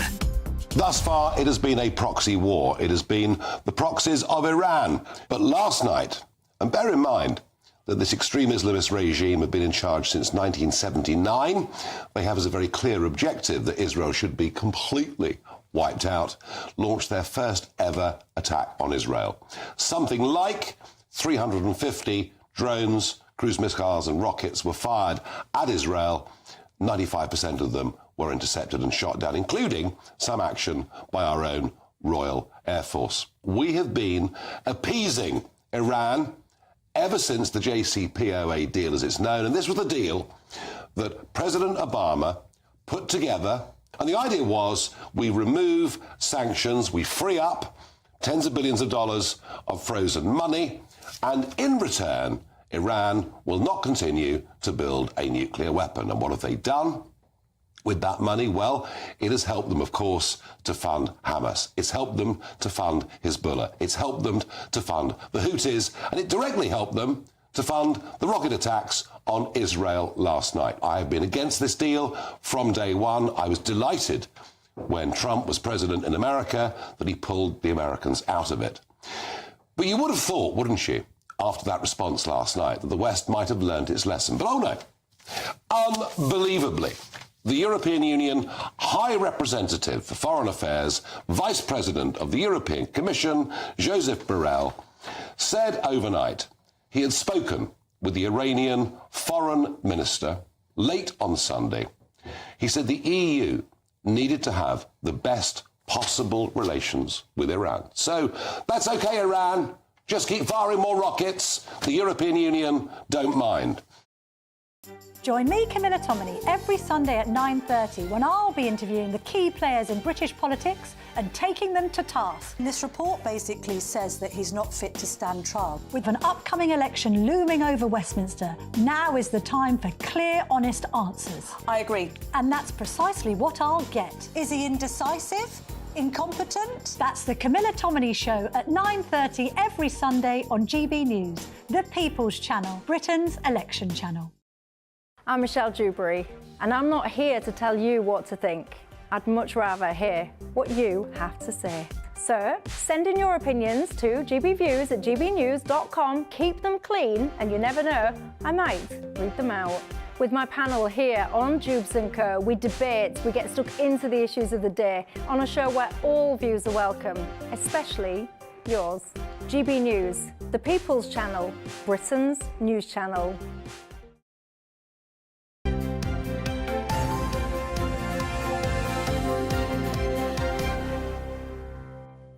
Time to take you through the papers this morning with former advisor to Michael Gove, Charlie Rowley, and the author and commentator Nikki Hodgson. Good morning to you both. Let's talk railways. Morning. Should we, Charlie?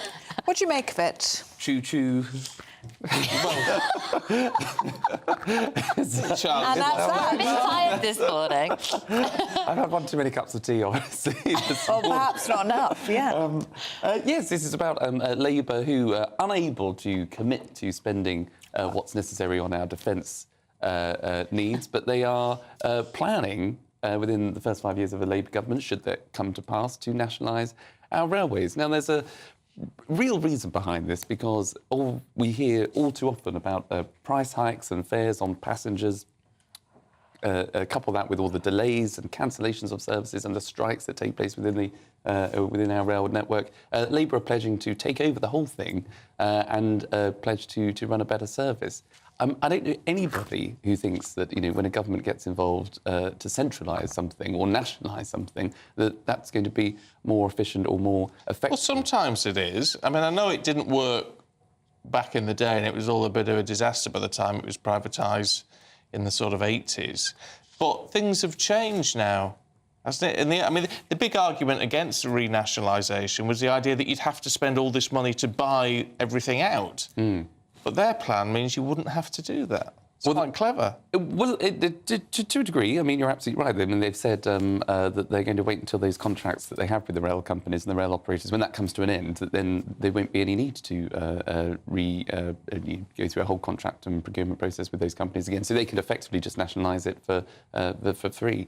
But I think there's clearly a shift, and there has been a shift over the last decade as to who should pay for the rail services. So is it the user that pays? That's why, fares have gone up probably for passengers. Is it fair for the whole taxpayer to sort of stump up cash for the railways when they may not be being used as much or for whatever reason? But you've still then got the issue of strikes. You've got the issue of, that's why, they see a lot of the cancellation of services. That's why we see some of the delays that passengers so often complain about. But if you are the government running the show, you haven't got a rail company that you as a passenger can sort of complain to. It is the government, and if the service isn't running, then it's going to be all hell for passengers, I think, for the long term. I mean, it is risky from that point of view, but I do think this is a very attractive policy for a lot of people, bearing in mind that lots of ordinary people have had now several years of absolute chaos on the trains, affecting their jobs, affecting their childcare, getting their children to school and all the rest of it. And I think it's the perfect time to put this forward, given what's happened with the unions and the strikes. But is it workable? I'm not so sure about that. Do you think the unions will be on side with this one, Charlie? Oh, definitely. Would they want a big pay rise? Mick Lynch said he is. They want it to happen. And, of course, once, if it is nationalised, then you'll have the unions every other week sort of saying to the government, oh, we need more money, we need to pay out. So prices will effectively go up anyway for the taxpayer. The bill will continue to grow. There'll be more strikes because the unions will have a bigger say. And that cannot be good for the rail network and for passengers, hard-working commuters that just want to get to work. But who can't get to work now anyway? Well, yeah, I mean, that's the issue, isn't it? Well, let us know what you think on that one, gbnews.com/yoursay. What should we look at? Nikki, let's have a look at Ofsted, shall we? Yes. This is in The Guardian. Ofsted to keep single-word ratings. That's despite backlash. So, do you remember there was the very sad death of Ruth Perry, who was a head teacher who took her own life because of a very poor Ofsted report that her school received. And when you look at schools online, for example, I'm doing it for my child right now, you get a synopsis about the school, but you get a single word or two words about the standard of the school, whether it's fantastic, it's not fantastic, but it's, whether it's inadequate or good or outstanding. And Ruth Perry felt that being reduced to inadequate, as her school was so reductive that it pushed her to a point of of taking her own life. And her family are now campaigning for those single words to be expanded, so that you get more detail about a school and you don't just make a judgment based on these labels. I'm in two minds about this. I come from a family of teachers and, you know, Ofsted inspections were always terrifying for all of them. They were extremely stressful, the prep that you had to do in the lead up to it, the worry that your department would be the department that let the school down and all of that. But I don't really see how more detail will make this easier, because surely if a school is still bad, then you're going to get more negative comments, you know, in a paragraph, and it'll be just as damning. I don't think you can necessarily insulate people from having to be inspected. No. I feel like there's an element of that to this story. I'll tell you what worries me about this, and it's no disrespect to her family or all the rest of it, but it seems to be like all of the blame for this tragedy is being put on Ofsted. And, you know, to anyone who deals with people who are even considering suicide, is there are multiple factors. Absolutely. You know, something can be a break point, but obviously Ruth Perry suffered from mental health issues in the lead up to this inspection, and I agree that no one single event can push you to that point. Charlie, should we look at something entirely different? What's she going for? I'm going to go for fry-up. Oh, you like a fry-up? I do. You're But apparently they turn you into a zombie. Yes, and I was horrified when I was flicking through the papers and picked up the Daily Star, as I usually do most mornings. Paper not to be missed most mornings, happy no.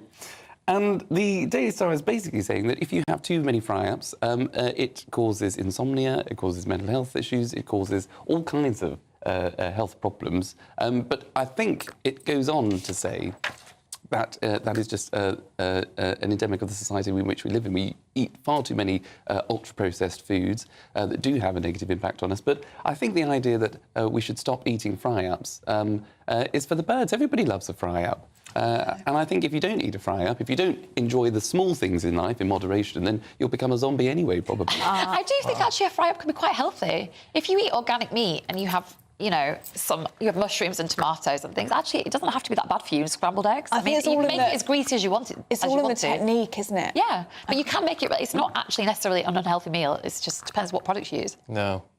Well, that is it. As the Sun says, the Star, I beg your pardon, says this morning, it's creating a nation of insomniac zombies. On the plus side, they taste really, really good. It's true. So Moderation is key, Charlie. Absolutely. Moderation is key. You don't mind a bit of sausage in the morning. Well, exactly. Well, yes. Thank you, Charlie. Some modern manners, please, Nikki. Oh, my goodness. Charlie desperately. Yeah, he absolutely does this morning. Well, the Daily Mail have done a survey of the things that annoy people the most in homes, and recycling in the wrong bins is up there in the top few. That's seen as an absolute faux pas now. Not turning lights off, and not picking up wet towels off the floor. Oh, I absolutely agree with. That really is bad. Right. I hate the smell of wet towels when they haven't been picked up. Yeah, it's not pleasant for anyone, is it? But what's interesting is that everything now has a kind of environmental bent to it. So saving money and caring about the planet is important to people. Whereas maybe once upon a time it was... Is it that we're going that way, though? Is it just things like if you realise someone's put the wrong thing in the wrong recycling bin, you know the bin men won't take it? Well, there's also that, isn't there? So And it's very, very irritating. Because if they see one bottle in the wrong wheelie bin, yeah, they just that's won't it, they take leave it. And that is very, very annoying. And then you've got to faff about fishing it all out. Oh, no, it wouldn't be for me. I let my husband do that, yeah. Yeah, that's a man job. It's disgusting. Blue jobs and pink jobs, remember? Yeah, Trees blue lay in the jobs and bin. pink jobs. It's the thing. Do you delve around in the bins, Charlie? I don't even Nothing would surprise me. Usually after a night out, I should imagine. Wow. But, that doesn't surprise me. No, but I don't. No, we've got actually where I live, and we have a very good recycling and refuse collection services. Actually, as a little community, it's all in the back sort of forecourt where all the cars are parked. But everybody has a place for everything, whether it's good. So it's well set out as a little. How many community. bins have you got out there? I think there's about 3 or 4. Yeah, 3 or 4, but not they're too big. bad. I've heard 7. Oh, the big but ones. they're quite big industrial. So it's a whole community. So you know, everybody throws in their empty bottles, and which tends to overflow. Actually, That's your domain. my community. I have to say, some of the things my neighbours get up to is not worth discussing. No, I bet not. Right, Charlie, Nikki, thank you both very much indeed. Yes, thank you. Now, it's very cold outside. You came in your puffer jacket and your scarf this morning, didn't you, Charlie? I did. So we'll get the details now with Annie. That warm feeling inside from Boxed Boilers, sponsors of weather on GB News. Hello there, welcome to your latest GB News weather update. It'll be a cloudier day today for most of us, with a risk of showers that could fall as snow over the high ground as it's another fairly cold day. Snow risk will definitely be just restricted to parts of Scotland, perhaps the Pennines on the very highest ground. But for many of us, there's a greater risk of showers, particularly as we head through the afternoon across eastern areas. They could turn heavy for a time as well. And there's going to be a good deal more cloud around throughout this afternoon. Still some sunny spells here and there, but sunshine's definitely going to be a lot more limited than it has been earlier on this week. So temperatures aren't going to quite climb as high, just highs of around 14 degrees in the very best of the sunshine. But for many of us, below average for the time of year. Now that rain should start to clear away. The clouds should clear as well throughout this evening. So another clear and dry night for most of us. That will allow temperatures to fall away. So it'll likely be another cold start to Friday. You can see a patchy frost developing for many inland areas by tomorrow morning. But there could also be some mist and fog around very first thing. But it will be a bright start to the day, so any frost should melt away very quickly. And there will be a good deal amount of sunshine, particularly through the morning. As you head towards the afternoon, skies will get a little bit cloudier with that cloud bubbling up and a few showers breaking out here and there. But the showers are going to be far fewer than on Thursday. They won't be quite as heavy as well. In the south, though, skies will turn cloudier by the end of the day with a risk of some showery, potentially heavy outbreaks of rain. A brighter outlook with Box Solar, sponsors of weather on GB News.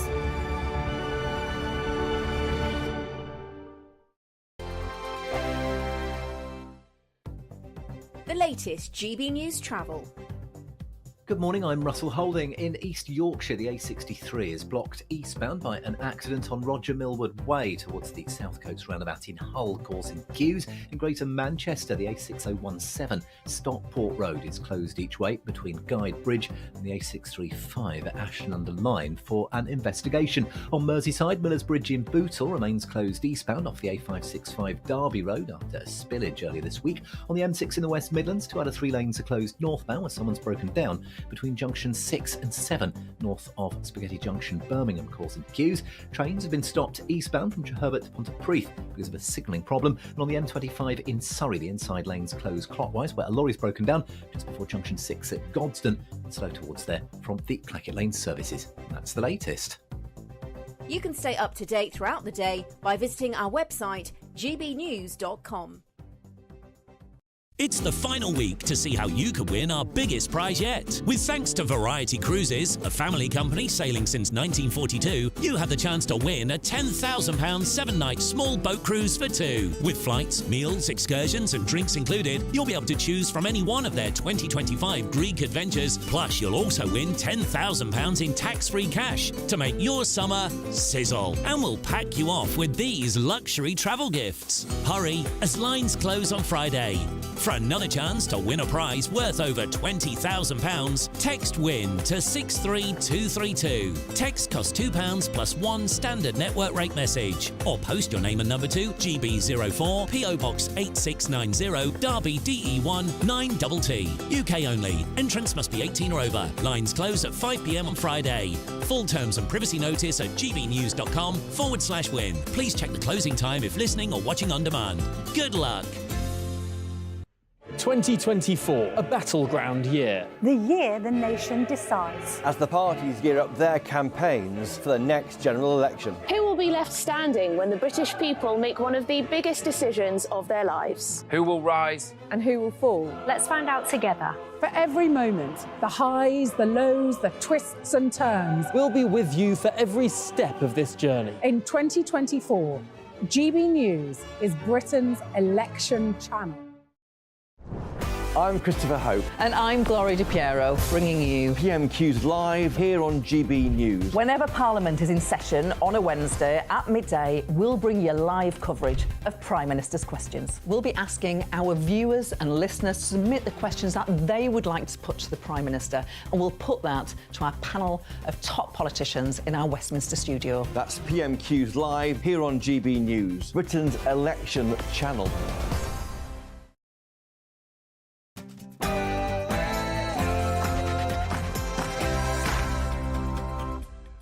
Good morning to you. It's 8 o'clock on Thursday, the 25th of April. Today, Labour accused of failing to keep Britain safe in a dangerous world by refusing to say if they'll match the government's pledge on defence spending.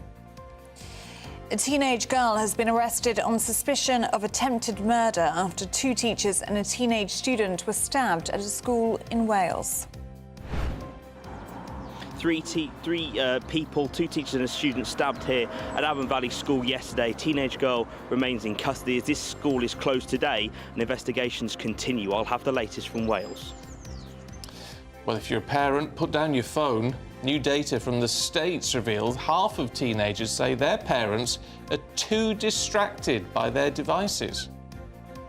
And we meet the lady who's been crowned Britain's biggest collector. Victoria McLean has over 9,000 items of Harry Potter memorabilia. They're worth £250,000.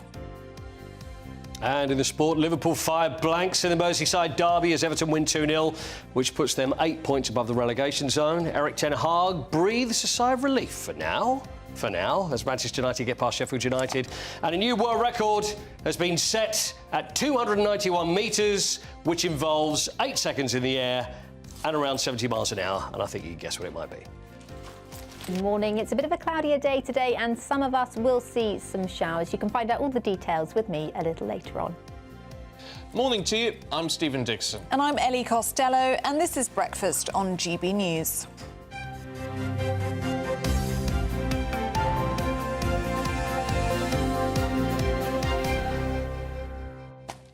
Plenty of you getting in touch on railways this morning. We are talking to Labour about that this hour. Anne says, I had to commute to London for my job for 50 years, and the worst journeys were when the trains were nationalised. The unions took them over. We often got just 2 stops on our journey, and they kept having lightning strikes where you get dumped on the platform. Oh.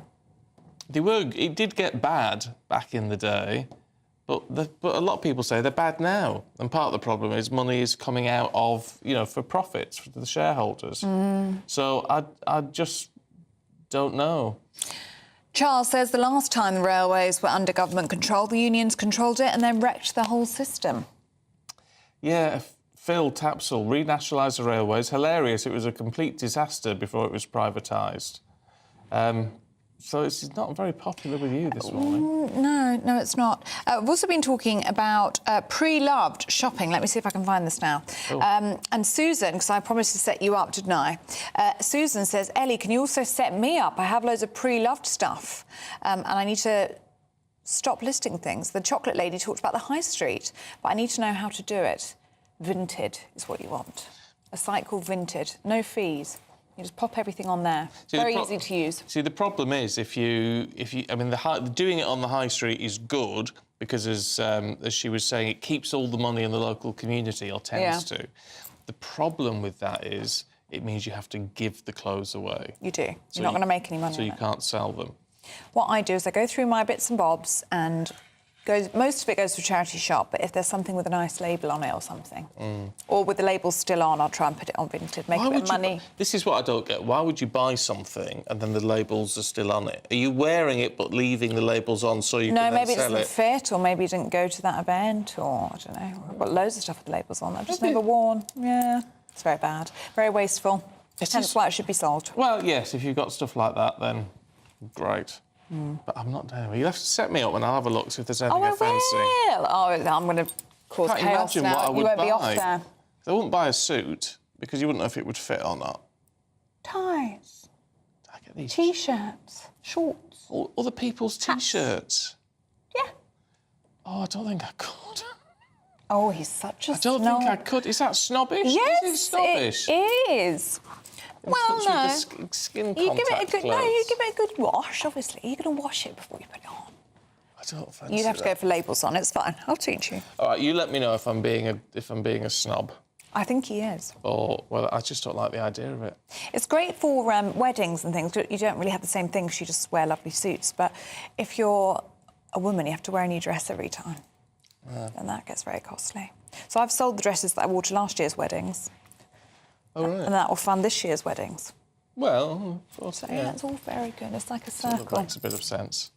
Anyway, right, talking of money and spending it, Labour have been accused of failing to keep Britain safe in a dangerous world. Yes, the Keir Starmer's party has come under fire for not backing the government's boost in defence spending. Our Prime Minister, as you'll be aware by now, is promising £75 billion in new funding to show our enemies that we are resolute and determined. Well, as shadow ministers declined to promise the same, Johnny Mercer, the Veterans Minister, says it showed Labour could not be trusted on defence, saying Labour again refused to back our plan to spend 2.5% of GDP on defence.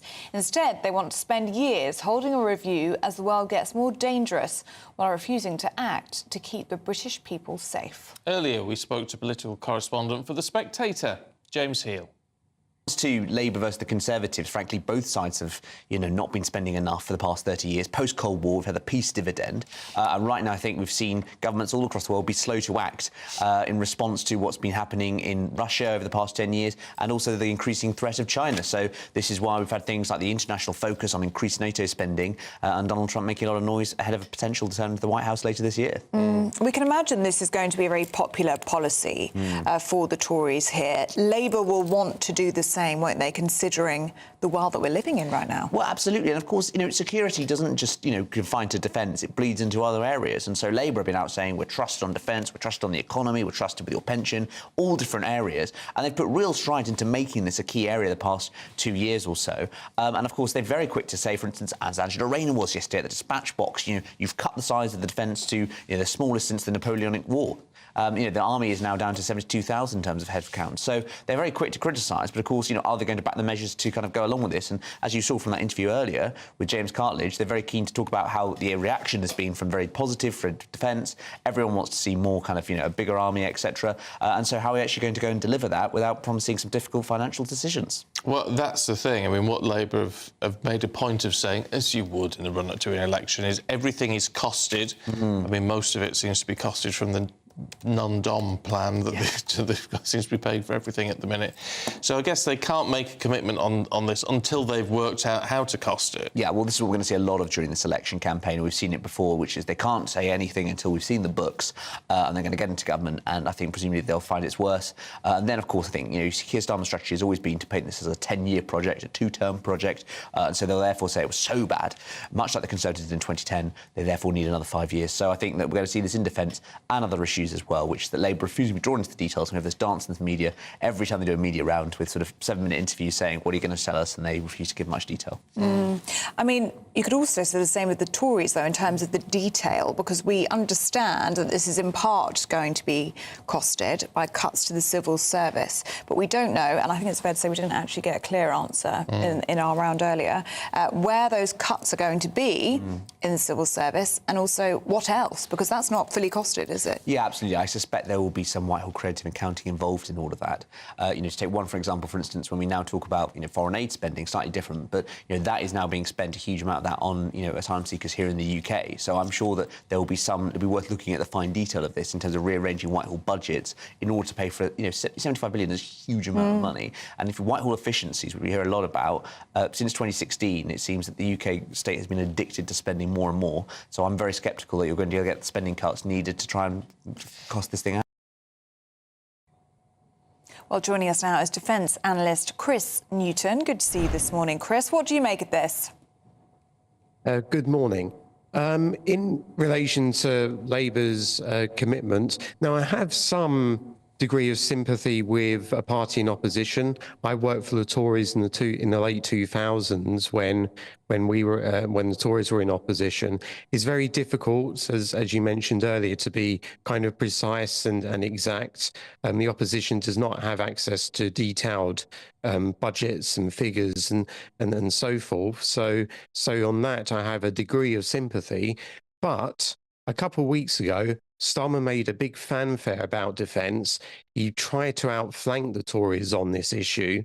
And if you're going to attack the Tories rightly on underfunding defence, then you've got to have a good answer, and you've got to be able to anticipate what the Tories might do in response. And the fact of the matter is that Labour has not been able to provide a more exact answer about what they're going to do with regards to defence.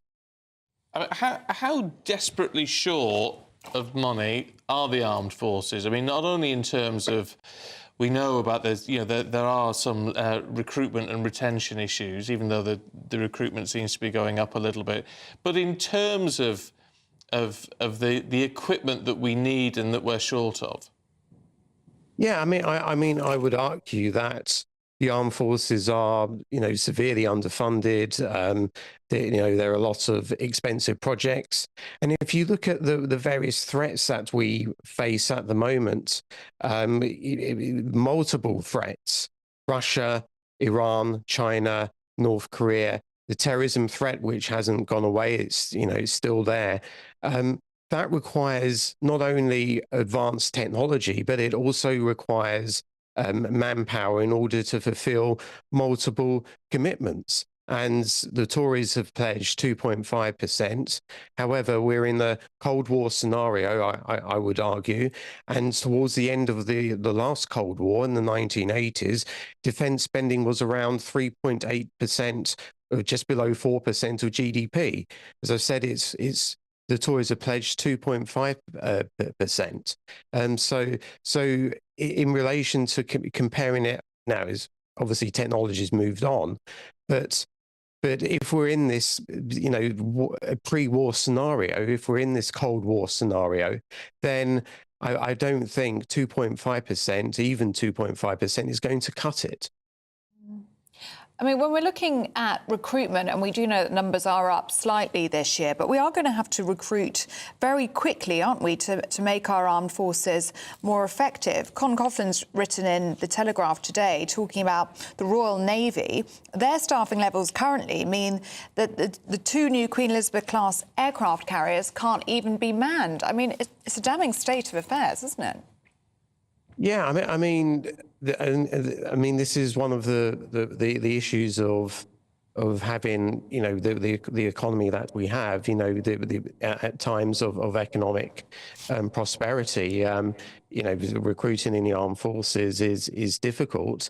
But you're right. One of the issues that we face is manpower. As you said, the army is coming down to 72,000. I mean, it would help if we didn't actually cut the numbers as well, and we kept people as well. But we do need to make the armed forces a more attractive proposition in terms of pay, conditions, and other elements as well. So we do need the manpower as well as the equipment. Chris, good to see you.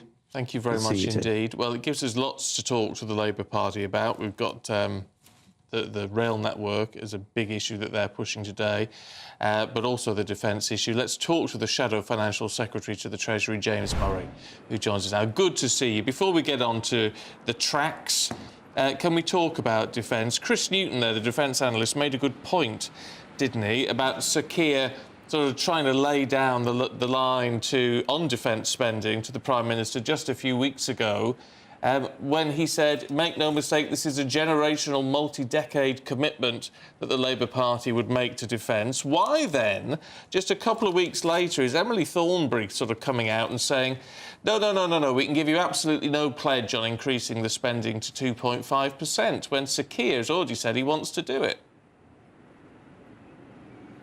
Well, you're absolutely right that we want to get to 2.5%. What we've said is that in order to set out the pathway of how we get there, we need to be in government, because it's right that the opposition doesn't know all of the details about defence, about all of the information of the Ministry of Defence and so on, which is why we've said that if we get in, we would initiate a strategic defence and security review to establish the threats, to work out what we need to invest in to keep the nation safe. And that alongside the spending review, seeing what financial situation, what financial mess, frankly, we would inherit if we did win the next general election, then we can set out our pathway to that 2.5%. So it's a clear commitment to get to that 2.5%, but it's being responsible as well about, from a position of opposition, saying what we would need to do to work out the route to get there. Look, it's a perfectly valid point. Everyone acknowledges that you don't have access to the books at the moment, but it's not a clear commitment. If anyone's concerned about the defence of this country, when the Tory party say within 5 years it'll be 2.5%, an additional £75 billion, Emily Thornberry's saying when circumstances allow, which is so weak it's unbelievable. But look, hang on, the government haven't set out their spending plans up to 2030. So, if the government want to publish their spending plans to 2030 and explain how they're going to get there, then we'll look at them, of course. And actually, I think that, at the moment, people are keen as well to judge the government by their record, because they have been in power for 14 years. We know that over £15 billion has been wasted on mismanaged defence procurement since 2010. We know how much the army has been reduced. People, I think, will look at the government's record over the last 14 years when considering how much they can trust any of the promises they're making now. But you mentioned that review that you would undertake into defence spending if and when you come into power. That's been criticised by Johnny Mercer, the Veterans Minister, saying that the Labour Party want to spend years holding this review as the world gets more dangerous, while refusing to act to keep the British people safe. He says this shows Labour cannot be trusted on defence. What do you say to that?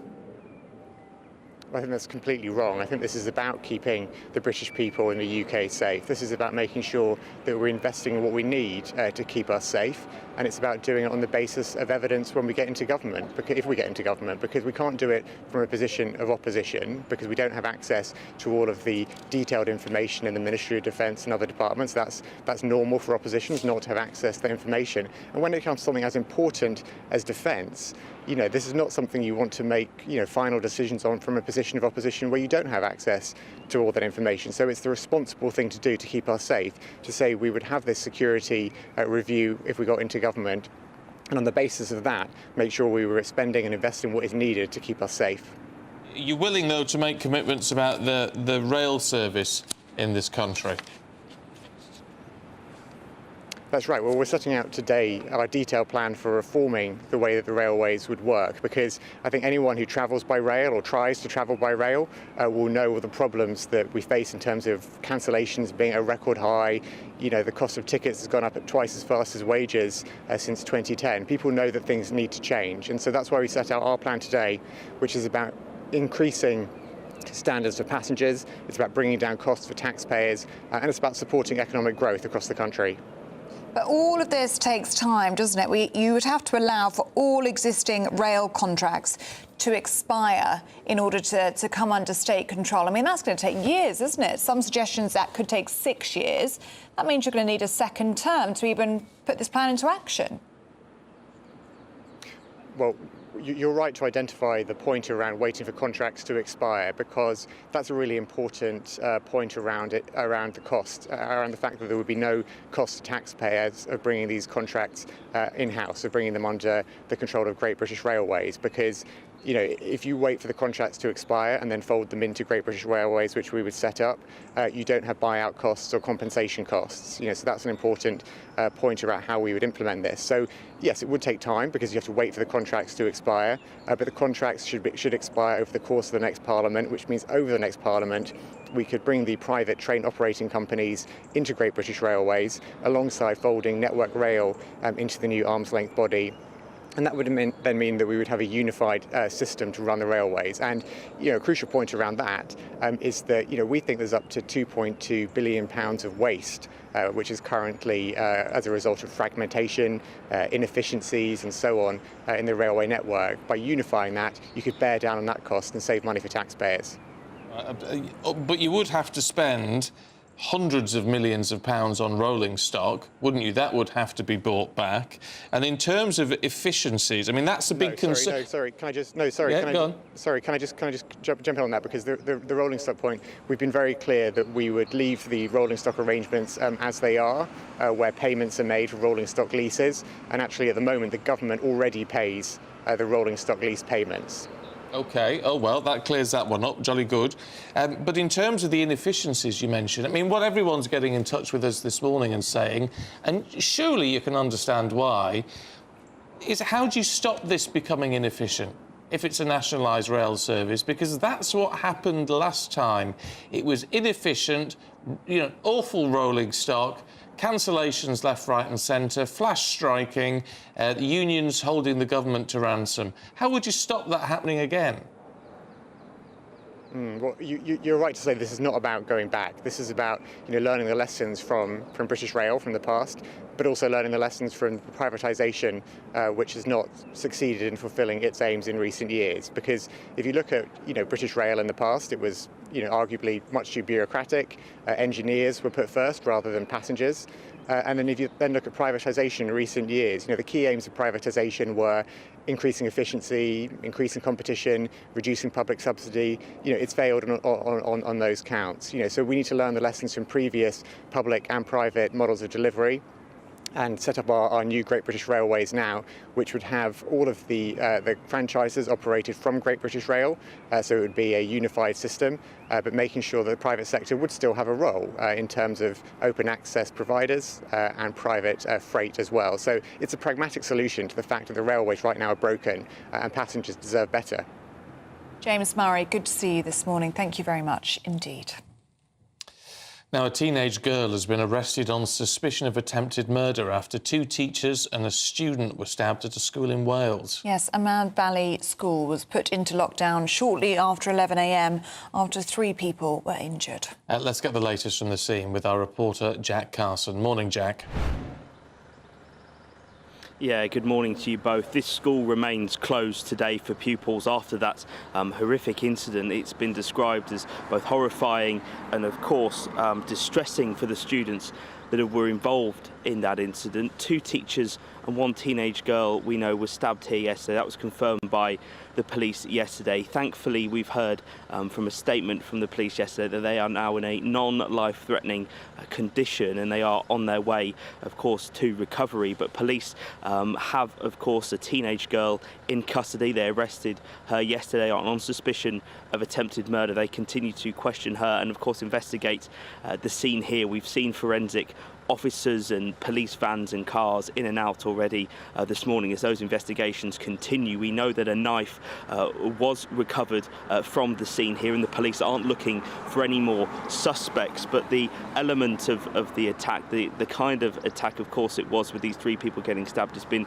very distressing for the community that this doesn't happen at all in places like Ammanford. That's really where much of the shock has been, and one of the councillors in the local area here commenting this morning that the council has spent so much on fences to try and keep, of course, the people inside the school safe, not realising or thinking ever really in any situation that the danger would actually be from inside the school. I mean, just from reports from the children that witnessed this incident yesterday, we've heard that some of them tried to scale the 7-foot fences to try it and get away. Some of them, of course, ringing their parents, screaming down the phone that somebody at the school had been stabbed. Parents, of course, rushed here, but the school was on lockdown. There was a tannoy announcement saying code red, the school's in lockdown, and students and teachers had to stay where they were as, of course, a mass emergency response descended onto this school. We know that there were 4 ambulances here, 2 air ambulances were also deployed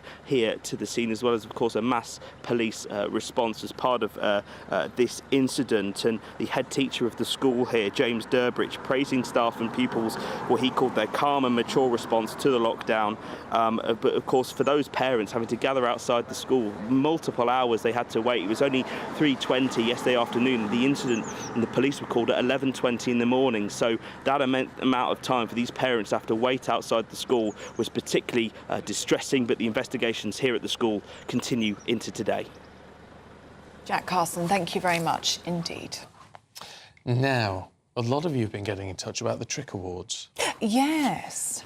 And yes, as your favourite breakfast show, we are up for a Trick Award again this year, aren't we? Where is it? Which is it's over there. Which is, of course, mainly down to Ellie Costello being here 4 days a week at the minute. No, you, please. No, so we're your breakfast team 4 days a week. Eamon and Isabel are here Monday, Tuesday and Wednesday, of course, and we are up for that Trick Award. So you just need to go to the Trick Awards website, which is the address I don't have. It's Trick without a K. For some bizarre reason, yeah. Trick.org.uk. Yes. And then you there it is. Oh, there you go. In all its glory. Apparently it needs a polish. That's what we won last year for being... And it's all voted by you, so none of these industry professionals having their say on it all. It's all down to you. So you can vote for us again this year, and maybe we can make it a double. Yeah. That'd be very nice. That'd be good, won't it? And it was a great night last... Well, it was a daytime thing, really, isn't it? It was more of a lunch, because we all work the early mornings, you see. Yes. But it was very good, wasn't it? Fancy lunch, yes. It's a fancy lunch. But it would be nice to win for a second year, wouldn't it? Be great. So if you're able to do that, trick.org.uk. You can pop your vote in there. OK, let's have a look at the weather for you this morning with Annie. That warm feeling inside from Boxed Boilers, sponsors of weather on GB News. Hello there, welcome to your latest GB News weather update. It'll be a cloudier day today for most of us, with a risk of showers that could fall as snow over the high ground, as it's another fairly cold day. Snow risk will definitely be just restricted to parts of Scotland, perhaps the Pennines on the very highest ground. But for many of us, there's a greater risk of showers, particularly as we head through the afternoon across eastern areas. They could turn heavy for a time as well. And there's going to be a good deal more cloud around throughout this afternoon. Still some sunny spells here and there, but sunshine's definitely going to be a lot more limited than it has been earlier on this week. So temperatures aren't going to quite climb as high, just highs of around 14 degrees in the very best of the sunshine. But for many of us, below average for the time of year. Now that rain should start to clear away. The clouds should clear as well throughout this evening. So another clear and dry night for most of us. That will allow temperatures to fall away. So it'll likely be another cold start to Friday. You can see a patchy frost developing for many inland areas by tomorrow morning, but there could also be some mist and fog around very first thing. But it will be a bright start to the day, so any frost should melt away very quickly, and there will be a good deal amount of sunshine, particularly through the morning. As you head towards the afternoon, skies will get a little bit cloudier, with that cloud bubbling up and a few showers breaking out here and there. But the showers are going to be far fewer than on Thursday. They won't be quite as heavy as well. In the south, though, skies will turn cloudier by the end of the day, with a risk of some showery, potentially heavy outbreaks of rain. A brighter outlook with Box Solar, sponsors of weather on GB News.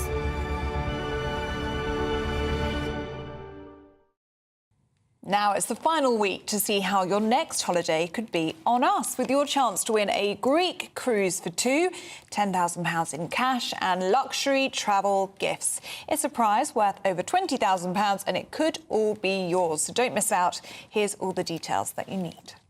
It's the final week to see how you could win our biggest prize yet. There's an incredible £10,000 in tax-free cash to spend however you like. Plus, courtesy of Variety Cruises, a bespoke 7-night small boat cruise for two worth £10,000. With flights, meals, excursions and drinks included, your next holiday could be on us. Choose any one of their 2025 Greek adventures and find your home at sea. We'll also send you packing with these luxury travel gifts. Hurry, as lines close on Friday.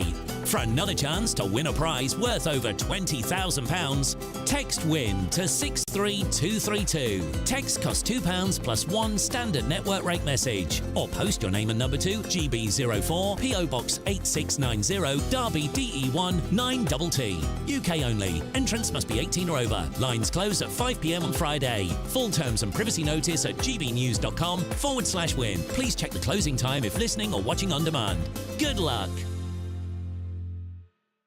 Yes, good luck indeed. Now, do stay with us. Still to come, as 50% of American teenagers say their parents are too distracted by their smartphones, is the same in the UK. We're going to be finding out next. GB News is Britain's election channel. And from Thursday, the 2nd of May, the people decide. As the country heads to the polls in a rush of elections. We'll take you through the night as the first results come in. And we'll pick up at breakfast with the very best guests and analysis. And on the weekend, the results won't stop, and neither will we. We'll explore what it all means for you as we look ahead to the general election. Continuing coverage live from Thursday, the 2nd of May at midnight on GB News. Martin Daubney, weekdays from 3 p.m. King Charles is well known for his views on climate change, and apparently he's now taking steps to make sure that his Sandringham estate is more eco-friendly. Well, it's been reported that the King is planning to have 2,000 solar panels installed on that estate, and it's set to make the estate largely self-sufficient with a supply of its own green electricity. Well, joining me now is former Royal correspondent, the absolute legend, that is Michael Cole. Michael, twice in 2 days I feel blessed. Look, King Charles has long been talking up his eco-credentials. Some may uncharitably compare him to Greta Thunberg in a tweed suit. It's one thing, however, to be self-sufficient in energy, but got to be said, solar panel farms, they're hardly eco-friendly, are they? They destroy environments. What's your take? I certainly agree with that. The King has indeed, as you say, Martin, and good afternoon to you, applied for planning permission. Now, this is going to be a bit of a mini solar farm, 2,000 solar panels on a site of 2 hectares. And as he has the Sandringham estate, 20,000 acres, 4 acres isn't going to be very much, and it's nowhere near where he lives at Sandringham House. Now, these things, which we're seeing on the screen, are hugely controversial up here. A monster one is being planned on the borders between Suffolk and Cambridge, and the people there really despise it. As they say quite rightly, is this grade A agricultural land being turned over to this semi-industrial use and spoiling the look of the countryside and changing it in a negative way. Join me, Camilla Tominey, every Sunday at 9:30 when I'll be interviewing the key players in British politics and taking them to task. This report basically says that he's not fit to stand trial. With an upcoming election looming over Westminster, now is the time for clear, honest answers. I agree. And that's precisely what I'll get. Is he indecisive? Incompetent? That's the Camilla Tominey Show at 9:30 every Sunday on GB News, the People's Channel, Britain's election channel. Are the newspapers getting you down? My wife didn't divorce me that month. Struggling to separate the wheat from the chaff? I know that it's a bit of a circus at the best of times. Well, don't worry. Headliners has got you covered. We'll take the burden of reading the day's news, and if we get depressed, who cares? It's an occupational hazard, frankly. That's Headliners on GB News from 11 p.m. till midnight, and the following morning, 5 till 6 a.m. on GB News, the comedy channel. Nah, just kidding. Britain's news channel.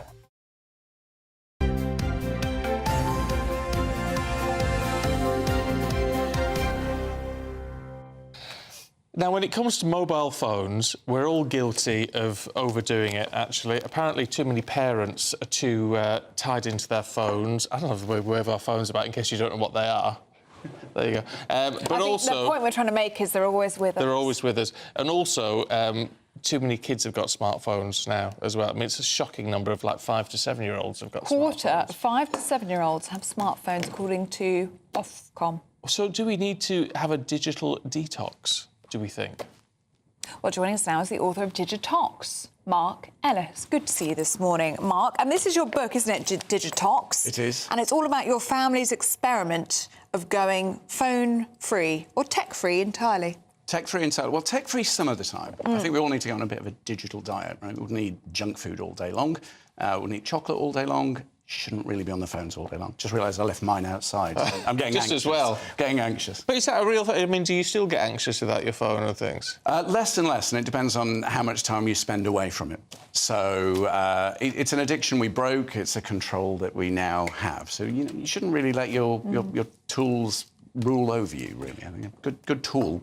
What led you to that point as a family? You've got 4 children, haven't you? 4, yep. When did you decide that enough was enough and you had to have a detox? Had a bit of a dad moment, actually. I'd love to say there was some scientific approach to this, but no one was paying much attention to me one Sunday morning, and I pulled the router out of the wall, which is the thing that controls the internet for the house, and took everybody's phones and devices away, and went, right, we're not going to do this. But they're good kids, and they had such a negative reaction to it. It piqued my interest into why that would be, and that led me down the route of seeing that this was an addiction like anything else, and so on and so forth. And I set out to kind of break it, using the family as an experiment. All right, so how difficult was it, and do you genuinely think this is something families really need to do? I do, and there's more and more studies are showing now that there's actual damage to grey and white matter in the brain being caused by this, especially when children are exposed to it. Not so much for me being slightly older, but it's very formative. It does make changes to your personality. It limits your ability to focus. It limits your ability to emotionally connect, memory. There's a whole raft of things. That's not to say that the internet's evil and smartphones are evil. It just means, show a bit of control, a bit of restraint. What benefits have you seen from cutting back on phone use in your household? So we definitely saw the kids' educational standards go up.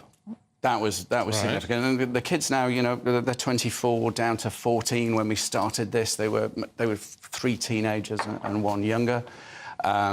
We've seen better.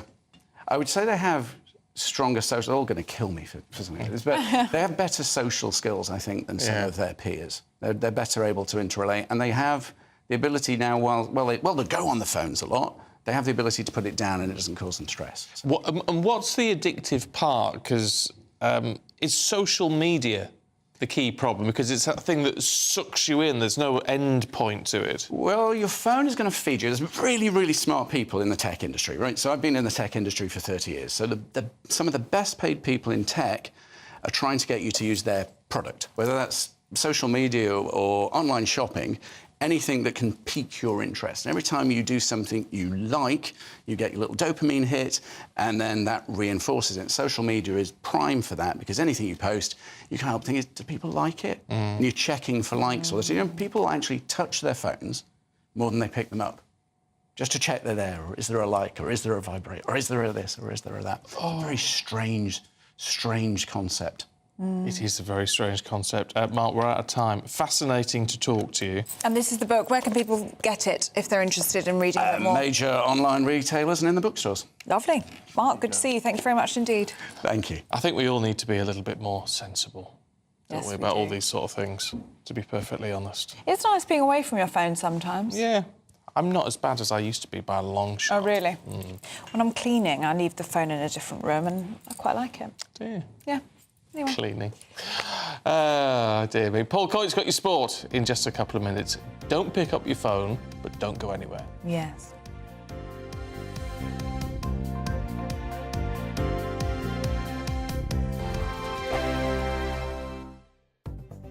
The latest GB News travel. Good morning, I'm Russell Holding. In East Yorkshire, the A63 is blocked eastbound by an accident on Roger Millward Way towards the South Coats roundabout in Hull, causing queues. In Lancashire, the A577 is closed each way at Orrell for an investigation. In Greater Manchester, the A6017 Stockport Road is closed each way between Guide Bridge and Ashton-under-Lyne for an investigation. On Merseyside, Millers Bridge in Bootle remains closed eastbound off the A565 Derby Road after a spillage earlier this week. On the M6 in the West Midlands, 2 out of 3 lanes are closed northbound where a lorry's broken down between junction 6 and 7 north of Spaghetti Junction, Birmingham. It's taking around 40 minutes in queues from junction 4A for the M42. And on the M25 in Surrey, the inside lanes close clockwise after a breakdown just before junction 6 at Godstone, causing queues. And that's the latest. You can stay up to date throughout the day by visiting our website gbnews.com. Are the newspapers getting you down? My wife didn't divorce me that month. Struggling to separate the wheat from the chaff? I know that it's a bit of a circus at the best of times. Well, don't worry, Headliners has got you covered. We'll take the burden of reading the day's news, and if we get depressed, who cares? It's an occupational hazard, frankly. That's Headliners on GB News from 11 p.m. till midnight, and the following morning, 5 till 6 a.m. on GB News, the comedy channel. Nah, just kidding. Britain's news channel. I'm Andrew Doyle. Join me at 7 o'clock every Sunday night for Free Speech Nation, the show where I tackle the week's biggest stories in politics and current affairs with the help of my 2 comedian panellists and a variety of special guests. Free Speech Nation, Sunday nights from 7 on GB News, the People's Channel, Britain's news channel.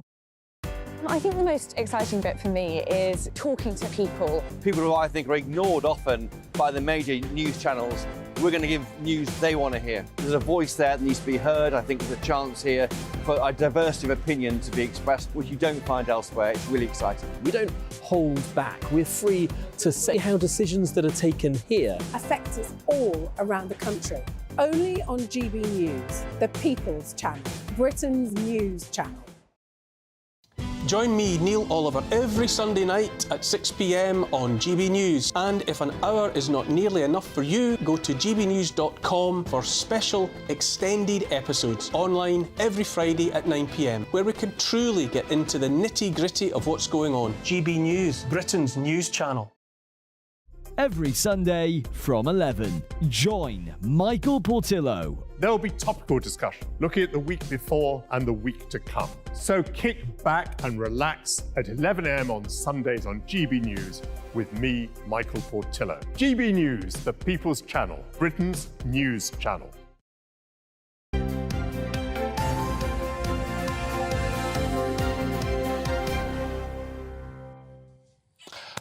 Paul Coyte's here with all the latest sport. Let's talk football, Paul. Everton 2, Liverpool 0. Ouch. I just want to do the classifieds. I've always wanted to be able to ha. But I tell you, great result for Everton because Liverpool obviously going for the Premier League. Jurgen Klopp, I think, has chosen his time to leave Liverpool very wisely. A couple of months ago, then it was completely out of the blue. I can't believe he's going to go, and he said that he's tired, that he wants to, spend more time living his life. But I think managers know when this is probably our last shot at the title, unless things change, and then it's going to take time to rebuild. So I think he's thought about that and he's chosen it wisely. So it pretty much proved it yesterday because Liverpool just couldn't score yesterday. Everton were very good, so the first time that Everton have beaten Liverpool at Goodison Park for 14 years. So some very happy toffees around today. So what's that do in terms of the title race? Well, in terms of the title race, we are... Well, Liverpool are pretty much, I think, what I'd say... I mean, you wouldn't... Arsenal are top. Played 34 with 77. Liverpool have also played 34. They're only 3 points behind. But there's not many games left. Manchester City have played 2 games less. They're on 73, so they play Brighton tonight. Yeah. So, I mean, it's still absolutely possible that Liverpool could do it, but it seems that their form is a little bit off at the moment. So probably between Arsenal and Man City. Most people are saying Man City, but I have a feeling about Arsenal. OK. But I don't know, it's just a worrying feeling that I might have at the moment. And talking about Jurgen Klopp, do we know anything more about his successor? Arne. We don't know whether it's an Arne or an Arne. It's A-R-N-E. So if it's Dutch, Arne... Slot. Arne Slot, yes. There's Arne. He's the Feyenoord manager. And a few clubs have been after him, actually. Leeds supposed to have been after him. Spurs were interested in him last year. And also Chelsea as well. Liverpool. See, that's the thing. If he's going into Liverpool, it's the sort of job you can't turn down, but you've got to get it right. Because if you're going to come over here and then you're going to go straight into such a big job, is it a poison chalice? I don't think it's a poison chalice, but it's going to be a very tricky job. But anyway, he is the person that looks likely to take over, and apparently Liverpool is speaking to them right now. Man United beat Sheffield United 4-2, by the way. We're losing twice. So it was like, oh, blimey, not again, it's happening. So Eric Ten Hag, stay of execution. And Crystal Palace, great result against Newcastle. They won 2-0 yesterday. Very good. Yeah, so you're rattling through that. And I would say about 107 kilometres an hour. Well, Funny you should say that, Stephen. Isn't it? It is, because I imagine ski jumping is what we will talk about now. Do you know 1808 is when ski jumping began?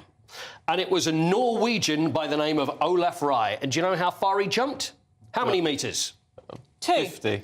Oh. 2 is closer, 9. I mean, you could probably just jump off a hill without any skis at 9 metres. But anyway, the Olympic champion, Ryoyu Kobayashi, broke the ski jumping record yesterday. There he is. Now, have you ever stood at the top of one of these things? No, Down? I'll be terrified. It is terrifying, absolutely terrifying. Now, there he goes. He's getting up to a speed of around 108 kilometres an hour, which I believe is around 70 miles an hour. Goodness. 291 metres. Beat the world record by 37.5 metres. Just floated. So he flies through the air for 8 seconds, isn't it? Or just over 8 seconds? Exactly right, 8 seconds. And he lands. It seems longer, but that's slow beautifully. motion. Actually, you can't even tell whether it's slow motion or not because he's No, you can't tell. through the air. But how has he done it? Because, I mean, to beat the world record by, about 100 feet, it's a lot. Yeah, well, what he's done is really really leant forward. It's all... But the thing is, it's a special... I think it's not one of the Olympic jumps that you'd usually get. It looks sort of less... 90 metre. It looks a bit less severe somehow. And also, there's probably a huge hill and then a big dip underneath. I don't know what the Guinness Book of Records have as their conditions, but anyway, he's absolutely smashed it. So, I mean, that's the closest that anybody can get to flying. And I just think the first time you do it, it's probably more nerve-wracking than probably the first time that you go to a nudist beach. It's probably those two things. First time of that or jumping off a ski jump. Can you imagine for the first time? Well, I think we should do a compare and contrast. Or nudist ski jumping. There's something. There's one for the future. Maybe not. But anyway, new world record, love a world record. So well done to the Olympic champion, Ryoyu Kobayashi. Brilliant Yeah, stuff. it's very good. I love it. It just looks fantastic. Thank you, Paul. I wouldn't do it in a million years. But that's probably why it's so good to watch. Yeah. Because it's so bonkers and we wouldn't do it. No, true. All right, we're going to take a short break. We're back with the papers and Charlie Rowley and Nikki Hodgson in just 3 minutes.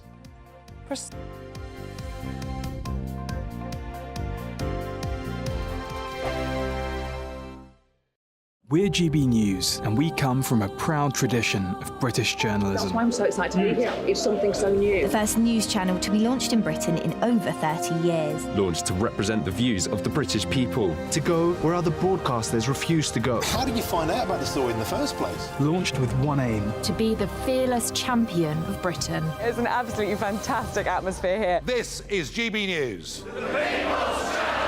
GB News, Britain's news channel.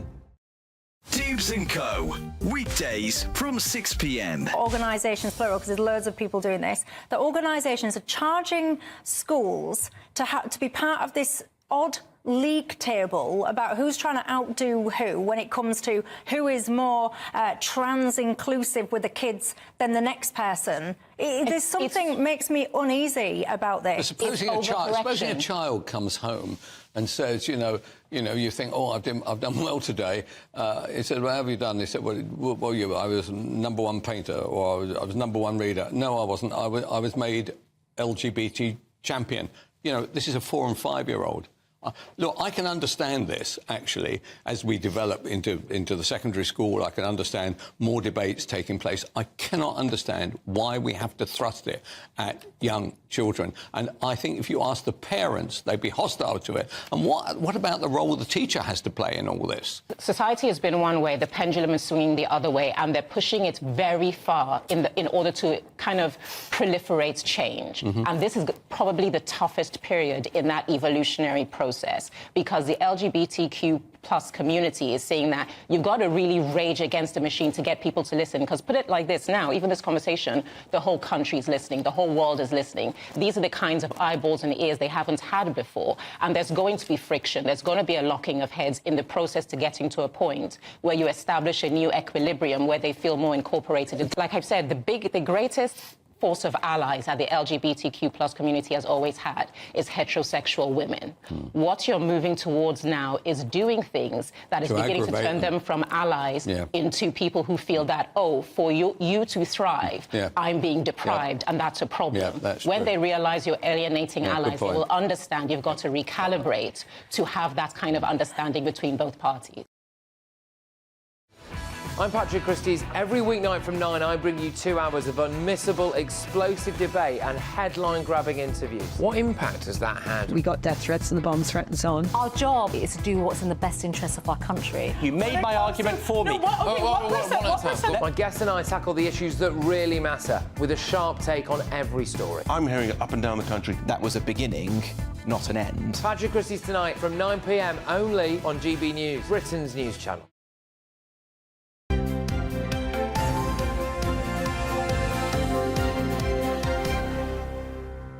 Time for the papers this morning with Charlie Rowley and Nikki Hodgson. Morning again, you two. Charlie, let's have a look at, well, all of the front pages, just about. A look at these household cavalry horses that got spooked yesterday. Yes, a very strange sight if you were in central London yesterday, because you would be on your morning commute and all of a sudden 6, I think, or 7 horses had disappeared. Or were let loose, running through the streets of London, crashing into cars. One photo of a beautiful white horse that's got blood, obviously, down its front, just as you're seeing on the screens there, as it collided with a car. They were on a training exercise with 6 military personnel.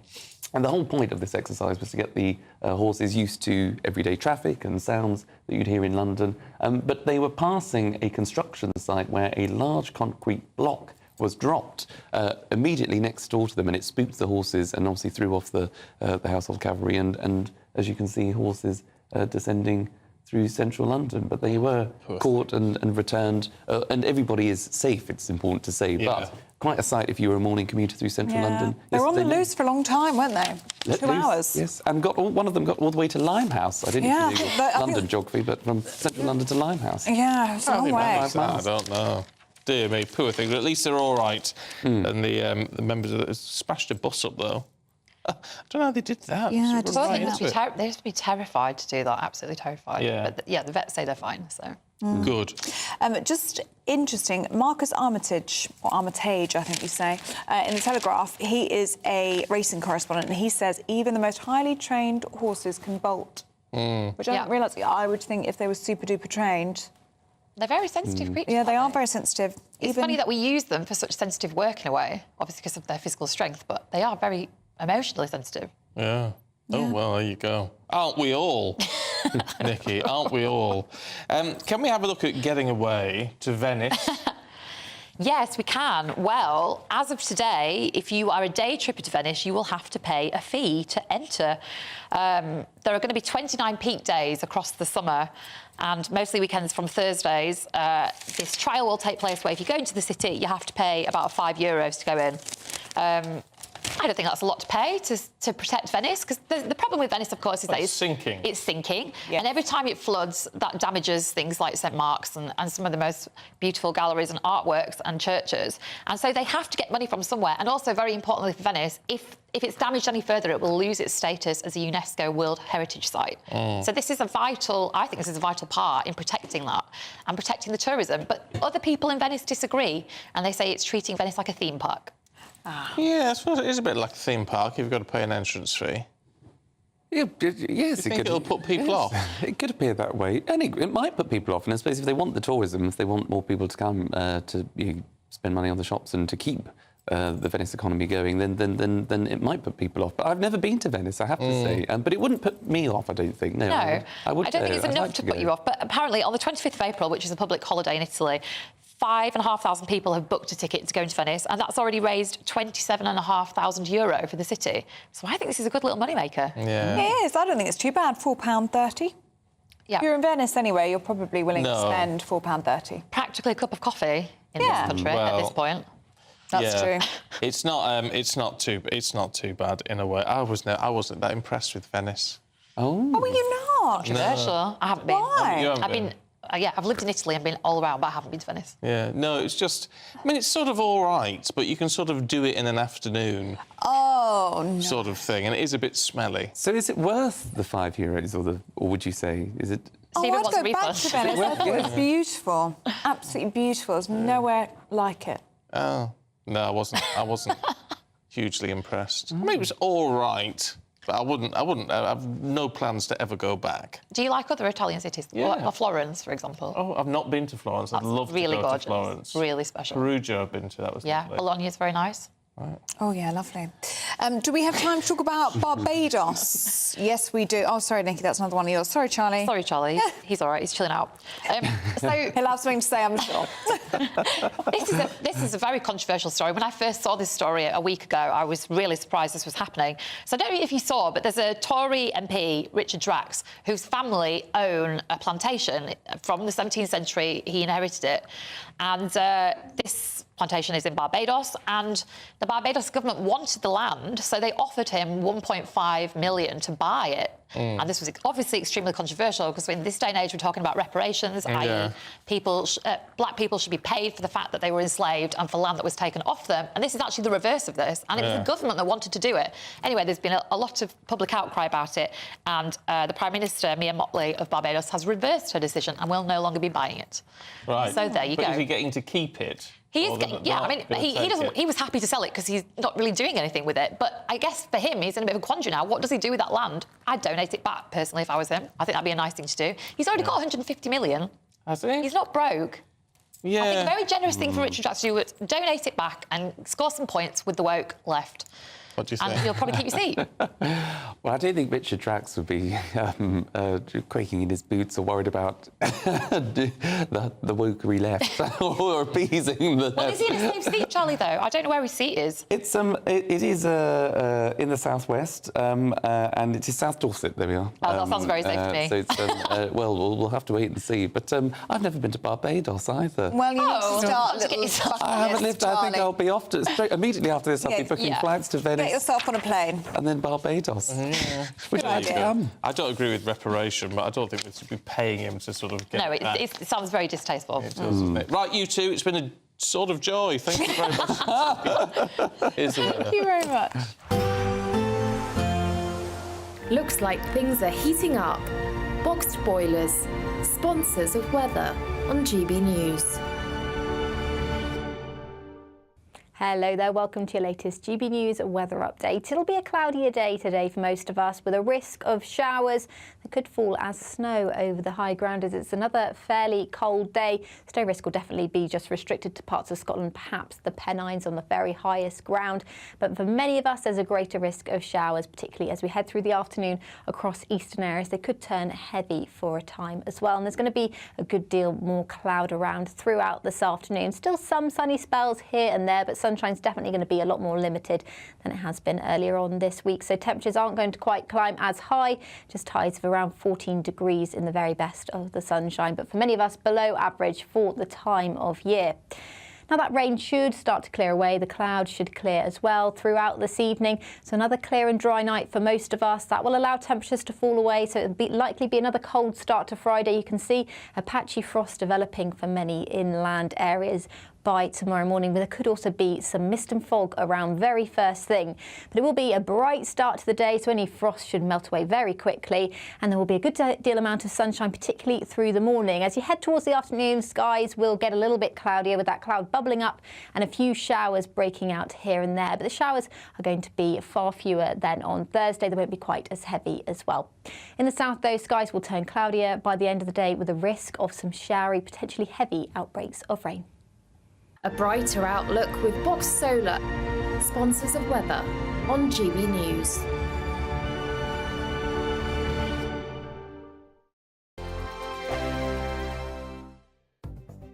The latest GB News travel. Good morning, I'm Russell Holding. In East Yorkshire, the A63 is blocked by an accident west of the South Coats roundabout in Hull with queues from the Saltend flyover. In Lancashire, the A577 is closed at Orrell for an investigation. On the M6 in the West Midlands, 2 out of 3 lanes are closed northbound where a truck's broken down between junction 6 and 7 north of Spaghetti Junction, Birmingham. It's taking around 40 minutes in queues towards there from junction 4A for the M42. On the M5 in Worcestershire, there are northbound queues after traffic was stopped because of an accident between junctions 4 and 3 from Bromsgrove to Hales Owen. Buses replaced trains between Herbert and Pontypridd because of a signalling problem. And on the M25 in Surrey, the inside lanes closed clockwise after a breakdown just before junction 6 at Godstone, with queues back beyond the Clackett Lane services. And that's the latest. You can stay up to date throughout the day by visiting our website, gbnews.com.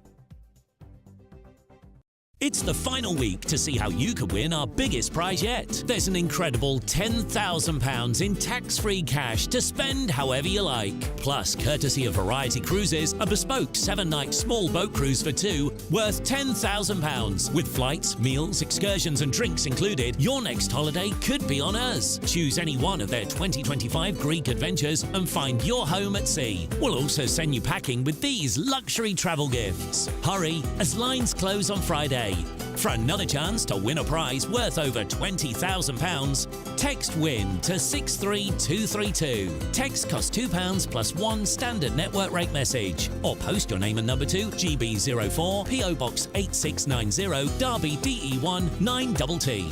UK only. Entrance must be 18 or over. Lines close at 5 p.m. on Friday. Full terms and privacy notice at gbnews.com/win. Please check the closing time if listening or watching on demand. Good luck. In the GB Newsroom, we bring you the news as it happens. With our team of dedicated journalists across the UK, GB News brings you accurate reporting of the day's topical agenda. When the news breaks, wherever and whenever it's happening, we'll be there. This is GB News, the People's Channel, Britain's news channel. Join me, Neil Oliver, every Sunday night at 6 p.m. on GB News. And if an hour is not nearly enough for you, go to gbnews.com for special extended episodes online every Friday at 9 p.m, where we can truly get into the nitty-gritty of what's going on. GB News, Britain's news channel.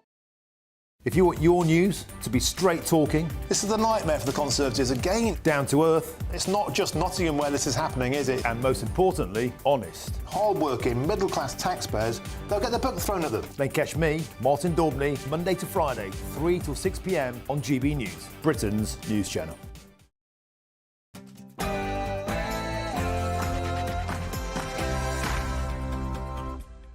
Good morning to you. It's 9 o'clock on Thursday, the 25th of April. Today, Labour have been accused of failing to keep Britain safe in a dangerous world by refusing to say if they'll match the government's pledge on defence spending.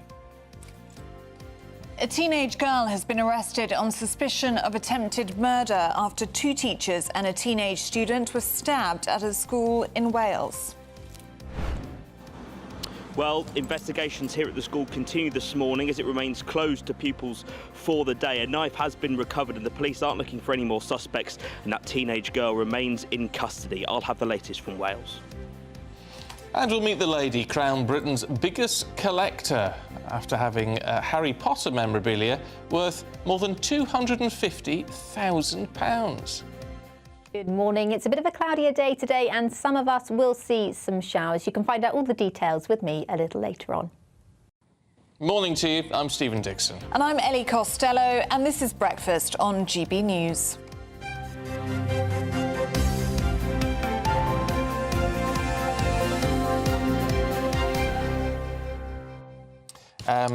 Plenty of people getting in touch about Venice this morning after I said I wouldn't go back. Oh, I would. I loved it. What are the people saying? Are they agreeing with me? Yes, of course they are. Vivian Miller says it's the most romantic city in the world. Vivian, I'm with you. We were there for 4 days.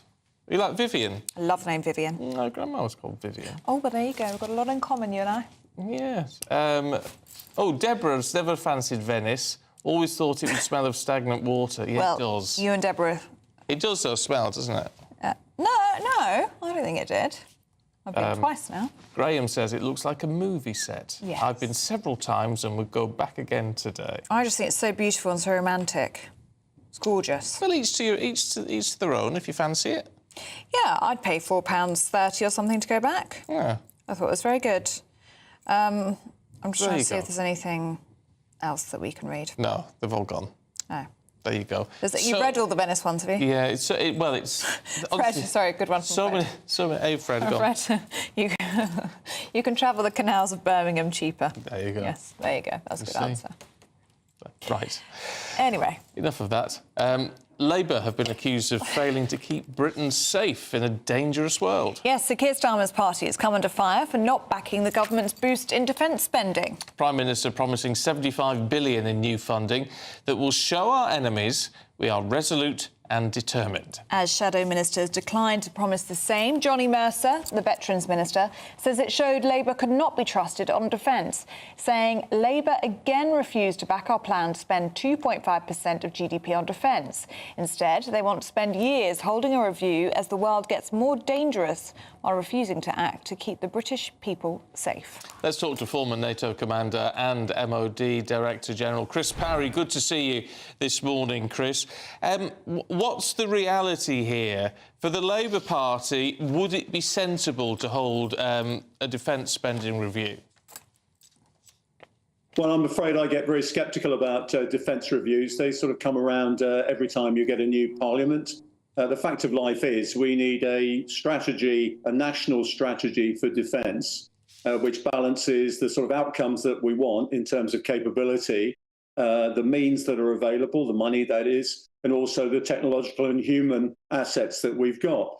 And I'm afraid to say, just saying we're going to spend 2.5% of GDP doesn't really translate into anything. We've seen successive governments manage to waste billions on really fruitless projects. And so what I'd much prefer to see is any government say to me, look, this is basically the context in which our armed forces are going to have to operate.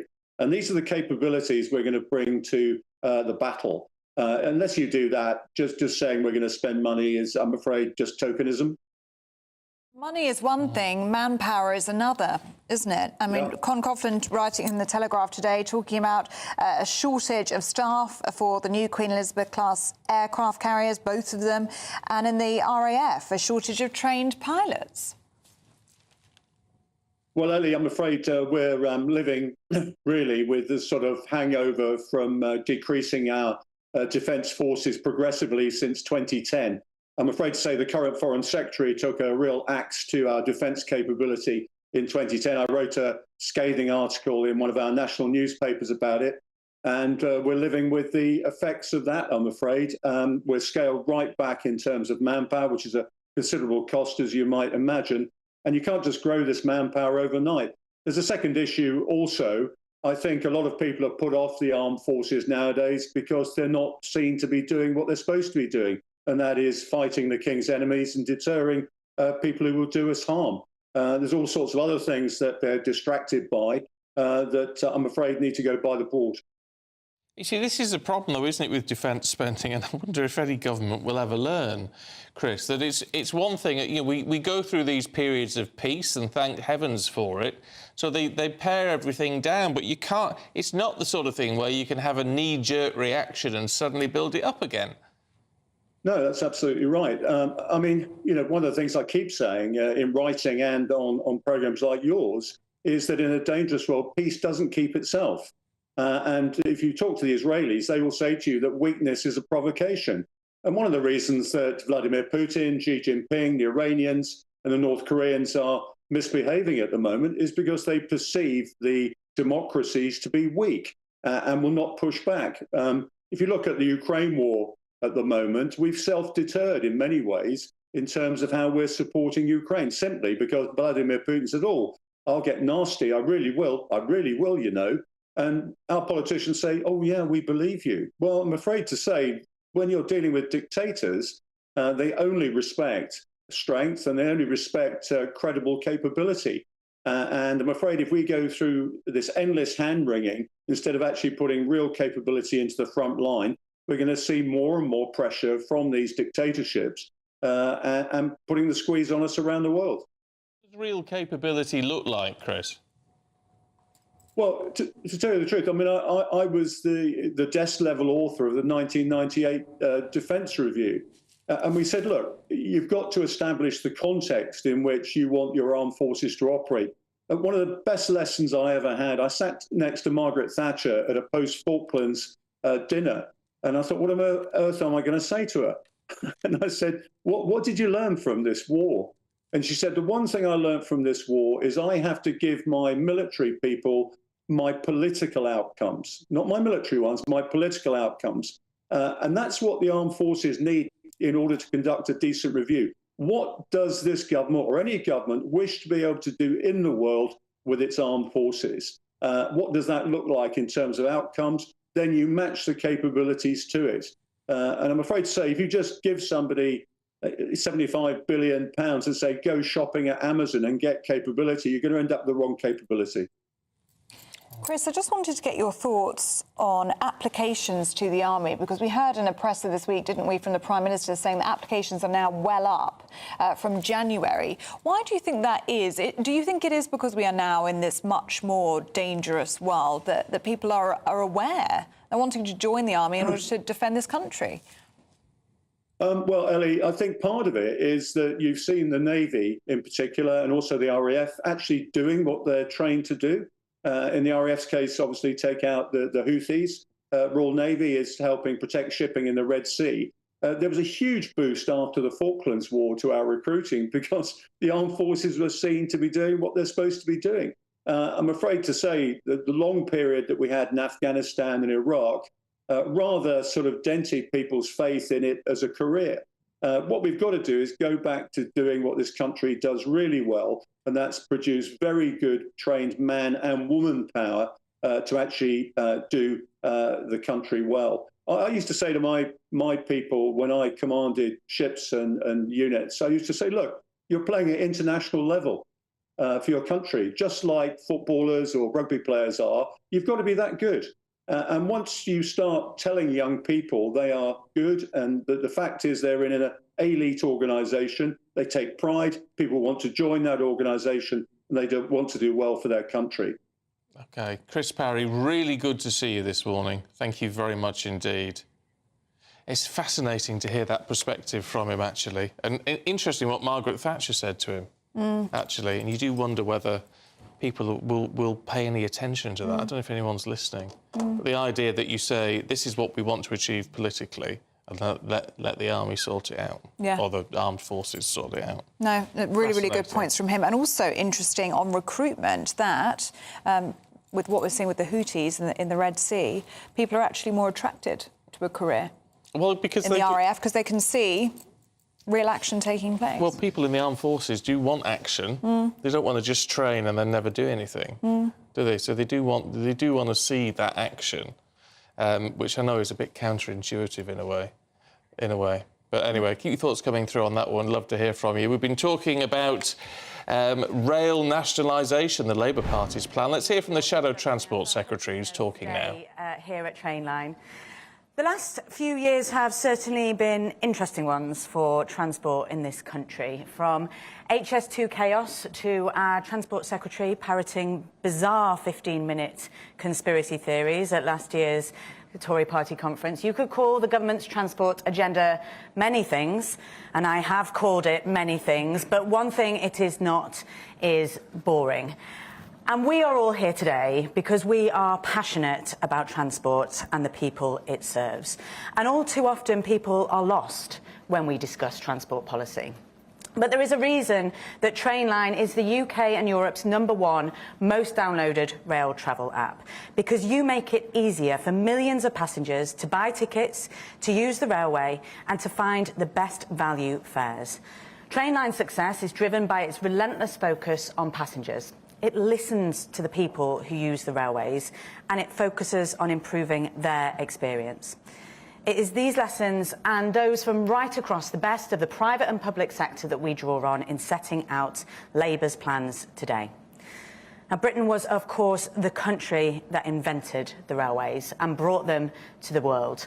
Next year, we will mark 200 years since the world's first passenger railway ran from Stockton to Darlington.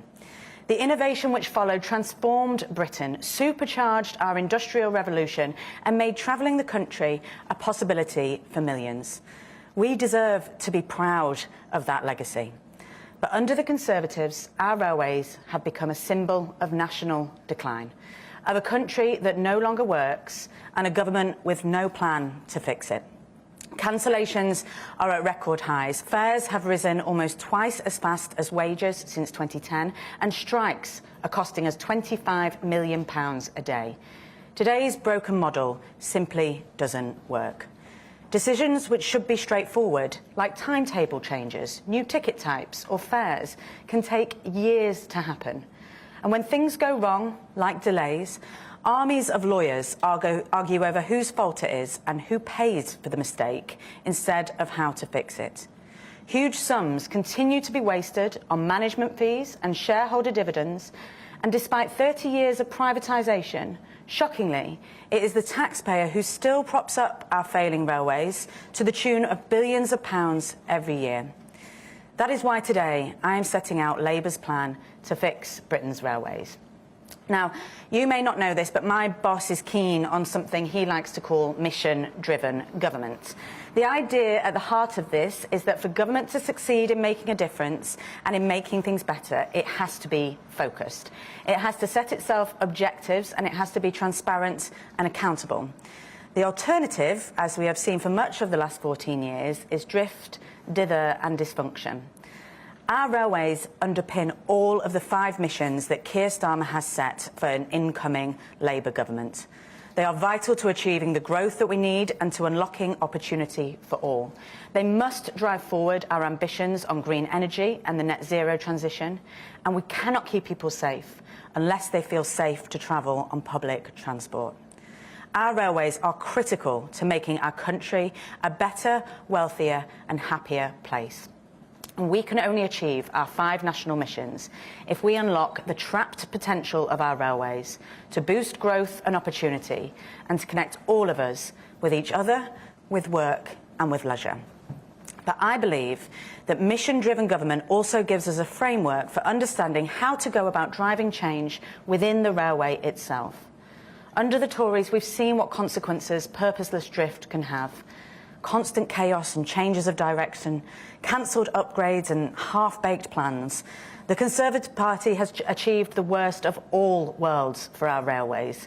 Partially privatised, overly centralised, expensive but unreliable, confusing in the extreme and shamefully unaccountable. And it is passengers who always pay the price. Stranded at a station in the middle of the night when their train is cancelled, crammed into overcrowded and unpleasant trains with broken toilets and dirty carriages, unable to work as they travel because there's no Wi-Fi connection. And they pay through the nose to prop up this failing system with huge amounts wasted every year through inefficiencies and fragmentation. Unlike most privatisations, that of the railways has never become publicly accepted because its failings have remained all too obvious. The fragmentation of the network has made it more confusing for passengers and more difficult and expensive to perform the essentially collaborative task of running trains on time. Those aren't my words, they're the words of Grant Shapps. Remember him? We've already had Keith Williams, the government's independent reviewer of rail, endorsing our plans today. So I wouldn't rule out Grant Shapps or perhaps one of his aliases endorsing us by tea time. Now, when Keir asked me to take on this role and to plan for how we will fix Britain's railways, I set myself an exam question. Not how do I achieve an ideological outcome, but how do I place passengers back at the heart of how our railways are run? That is my mission. And it is the delivery of that mission, a railway network that is relentlessly focused on the passenger interest, that underpins the policies I am launching today. They amount to the biggest reform of our railways for a generation. Labour will sweep away the broken model and bring private operators into public ownership as their contracts expire. We will establish Great British Railways, a single directing mind to control our railways in the passenger interest. Yes, we're keeping the name. I'm afraid I was overruled on calling it Rail Britannia. And if I am Secretary of State, I won't be running the railways day to day, but I will act as the passenger-in-chief, setting the strategy and objectives for Great British Railways and holding it to account on behalf of passengers and everywhere. But unlike current ministers, I will trust the experts. Experts who don't just come from the rail sector, because we all know it can sometimes be a little inward-looking, but external experts in providing exceptional customer service. We will deliver simplified fares and ticketing, a best fare guarantee across the network, as Trainline has already managed to achieve, and we will roll out the kinds of innovations that you have trialled here, digital season tickets and automatic delay repay, so that they are available to all passengers. And we will create a tough new passenger watchdog that will hold Great British Railways to account on behalf of the passenger, both on performance and on the quality of the service they provide. Because we believe that customer experience matters, and it matters to growing our railways. Now, I know what some are going to say. Same old Labour, always calling for public ownership. But the truth of the matter is that neither... OK, Louise Haigh there, the Shadow Transport Secretary. Fascinating. I mean, we can't take it all, sadly, but we'll bring you full analysis later on as to what she said. Simplified fares in all of this, automatic delay repay, all new passenger watchdog to hold the new company to account. Is that going to be enough to satisfy you? It's an interesting proposal. Got to say that. I'm waiting for those franchises to run out over a period of 5 years or so they don't have to buy them out. So a cheaper option too. Anyway, let us know what you think. Yeah, let us know what you think. gbnews.com/yoursay. Now, a teenage girl has been arrested on suspicion of attempted murder after 2 teachers and a teenage student were stabbed at a school in Wales. Yes, Amman Valley School was put into lockdown just after 11 o'clock. 3 people had been injured. Well, joining us now from the scene is GB News reporter Jack Carson. Morning to you, Jack.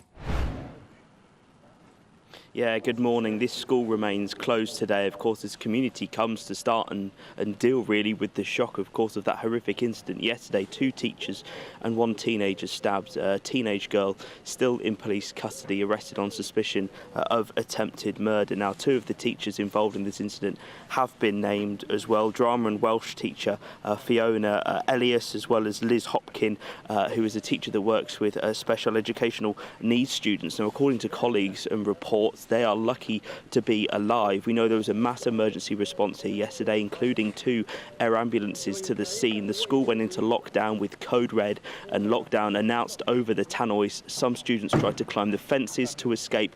Others, of course, calling their parents, screaming down the phone that somebody had been stabbed. So that shock and distress is something that the police have noted.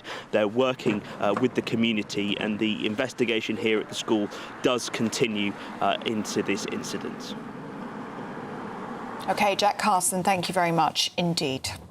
Keep you fully up to date on that story and all the developing news today, of course. But let's just take this opportunity to see if you want to win your next holiday on us. You could do it. It's your last chance, actually, this week to get a Greek cruise for 2, 10 grand in cash and luxury travel gifts. Yes, it's a prize worth over £20,000. It could all be yours, so don't miss out. Here's all the details you need. Time is ticking on your chance to win our biggest prize yet. There's an incredible £10,000 in tax-free cash to spend however you like. Plus, courtesy of Variety Cruises, a bespoke 7-night small boat cruise for 2 worth £10,000. With flights, meals, excursions and drinks included, your next holiday could be on us. Choose any one of their 2025 Greek adventures and find your home at sea. We'll also send you packing with these luxury travel gifts. Hurry, as lines close tomorrow. For another chance to win a prize worth over £20,000, text WIN to 63232. Text costs £2 plus 1 standard network rate message. Or post your name and number to GB04 PO Box 8690 Derby DE1 9TT. UK only. Entrance must be 18 or over. Lines close at 5 p.m. tomorrow. Full terms and privacy notice at gbnews.com/win. Please check the closing time if listening or watching on demand. Good luck.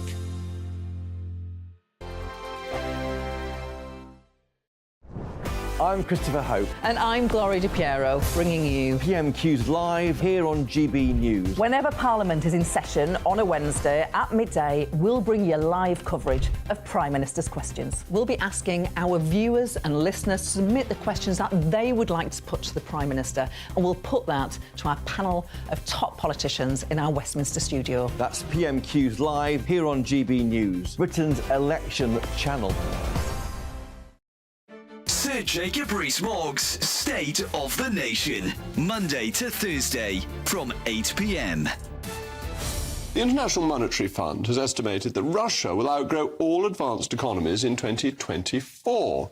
This is in spite of all the sanctions the West has imposed on Russia, in spite of its removal of the SWIFT banking system, in spite of the fact that Germany has almost entirely weaned itself off Russian gas, and in spite of the 50,000 soldiers who have died and the endless resources it has poured into the Ukraine war.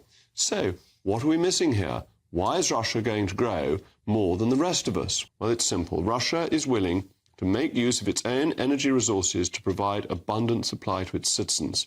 Increased supply means lower prices, and cheap energy is inextricably linked to economic growth. But since 2008, the United States has grown at twice the rate of the United Kingdom. The big difference is that America has much lower energy prices, while the UK insists on masochistic green policies. But it's no surprise that the green fanatics in the Scottish government, where they know how to be fanatics, have had to backtrack on their flagship greenhouse gas reduction target.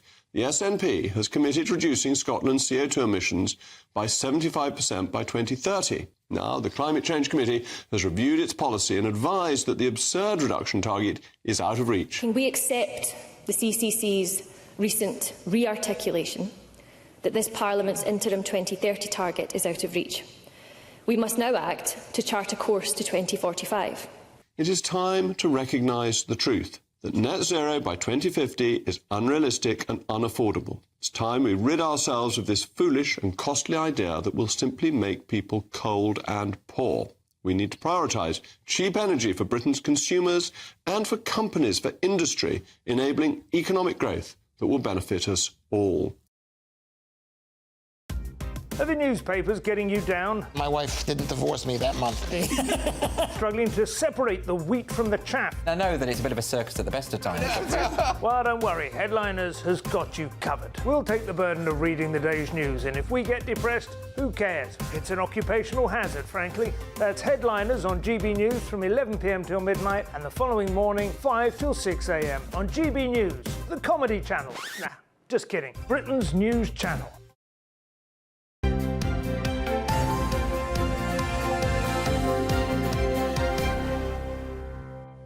Welcome back to Breakfast. Loads of you getting in touch on Labour's plan about renationalising the railway.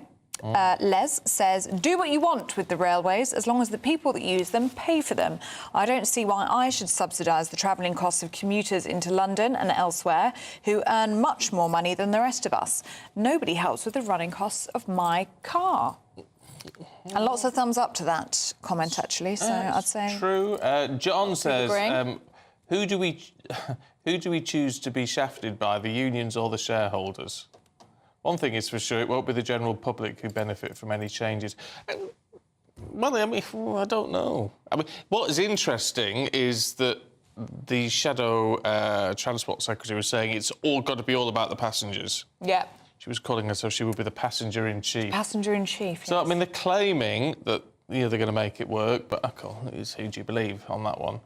And Wendy Pye-Smith asked the question, where does Louise Haigh think Labour went wrong in the past? She needs to address this first before she looks at anything else. And that has been said, hasn't it? Lessons need to be learned from the last time. Well, it didn't go particularly well, did it? Loads of people... Oh, here you go. Bill says, I just heard Stephen say you can do Venice in an afternoon. Not true! It's a hidden gem down every alleyway. Oh, well, there you go. That's you told. Me told, well, fair enough. We'll be back tomorrow from 6 a.m. We'll see you then. A brighter outlook with Box Solar, sponsors of weather on GB News. Hello there, welcome to your latest GB News weather update. It'll be a cloudier day today for most of us with a risk of showers that could fall as snow over the high ground as it's another fairly cold day. Snow risk will definitely be just restricted to parts of Scotland, perhaps the Pennines on the very highest ground. But for many of us, there's a greater risk of showers, particularly as we head through the afternoon across eastern areas. They could turn heavy for a time as well. And there's going to be a good deal more cloud around throughout this afternoon. Still some sunny spells here and there, but sunshine's definitely going to be a lot more limited than it has been earlier on this week. So temperatures aren't going to quite climb as high, just highs of around 14 degrees in the very best of the sunshine. But for many of us, below average for the time of year. Now that rain should start to clear away. The clouds should clear as well throughout this evening. So another clear and dry night for most of us. That will allow temperatures to fall away. So it'll likely be another cold start to Friday. You can see a patchy frost developing for many inland areas by tomorrow morning. There could also be some mist and fog around very first thing. But it will be a bright start to the day, so any frost should melt away very quickly. And there will be a good deal amount of sunshine, particularly through the morning. As you head towards the afternoon, skies will get a little bit cloudier with that cloud bubbling up and a few showers breaking out here and there. But the showers are going to be far fewer than on Thursday. They won't be quite as heavy as well. In the south, though, skies will turn cloudier by the end of the day with a risk of some showery, potentially heavy outbreaks of rain. That warm feeling inside from Boxed Boilers, sponsors of weather on GB News.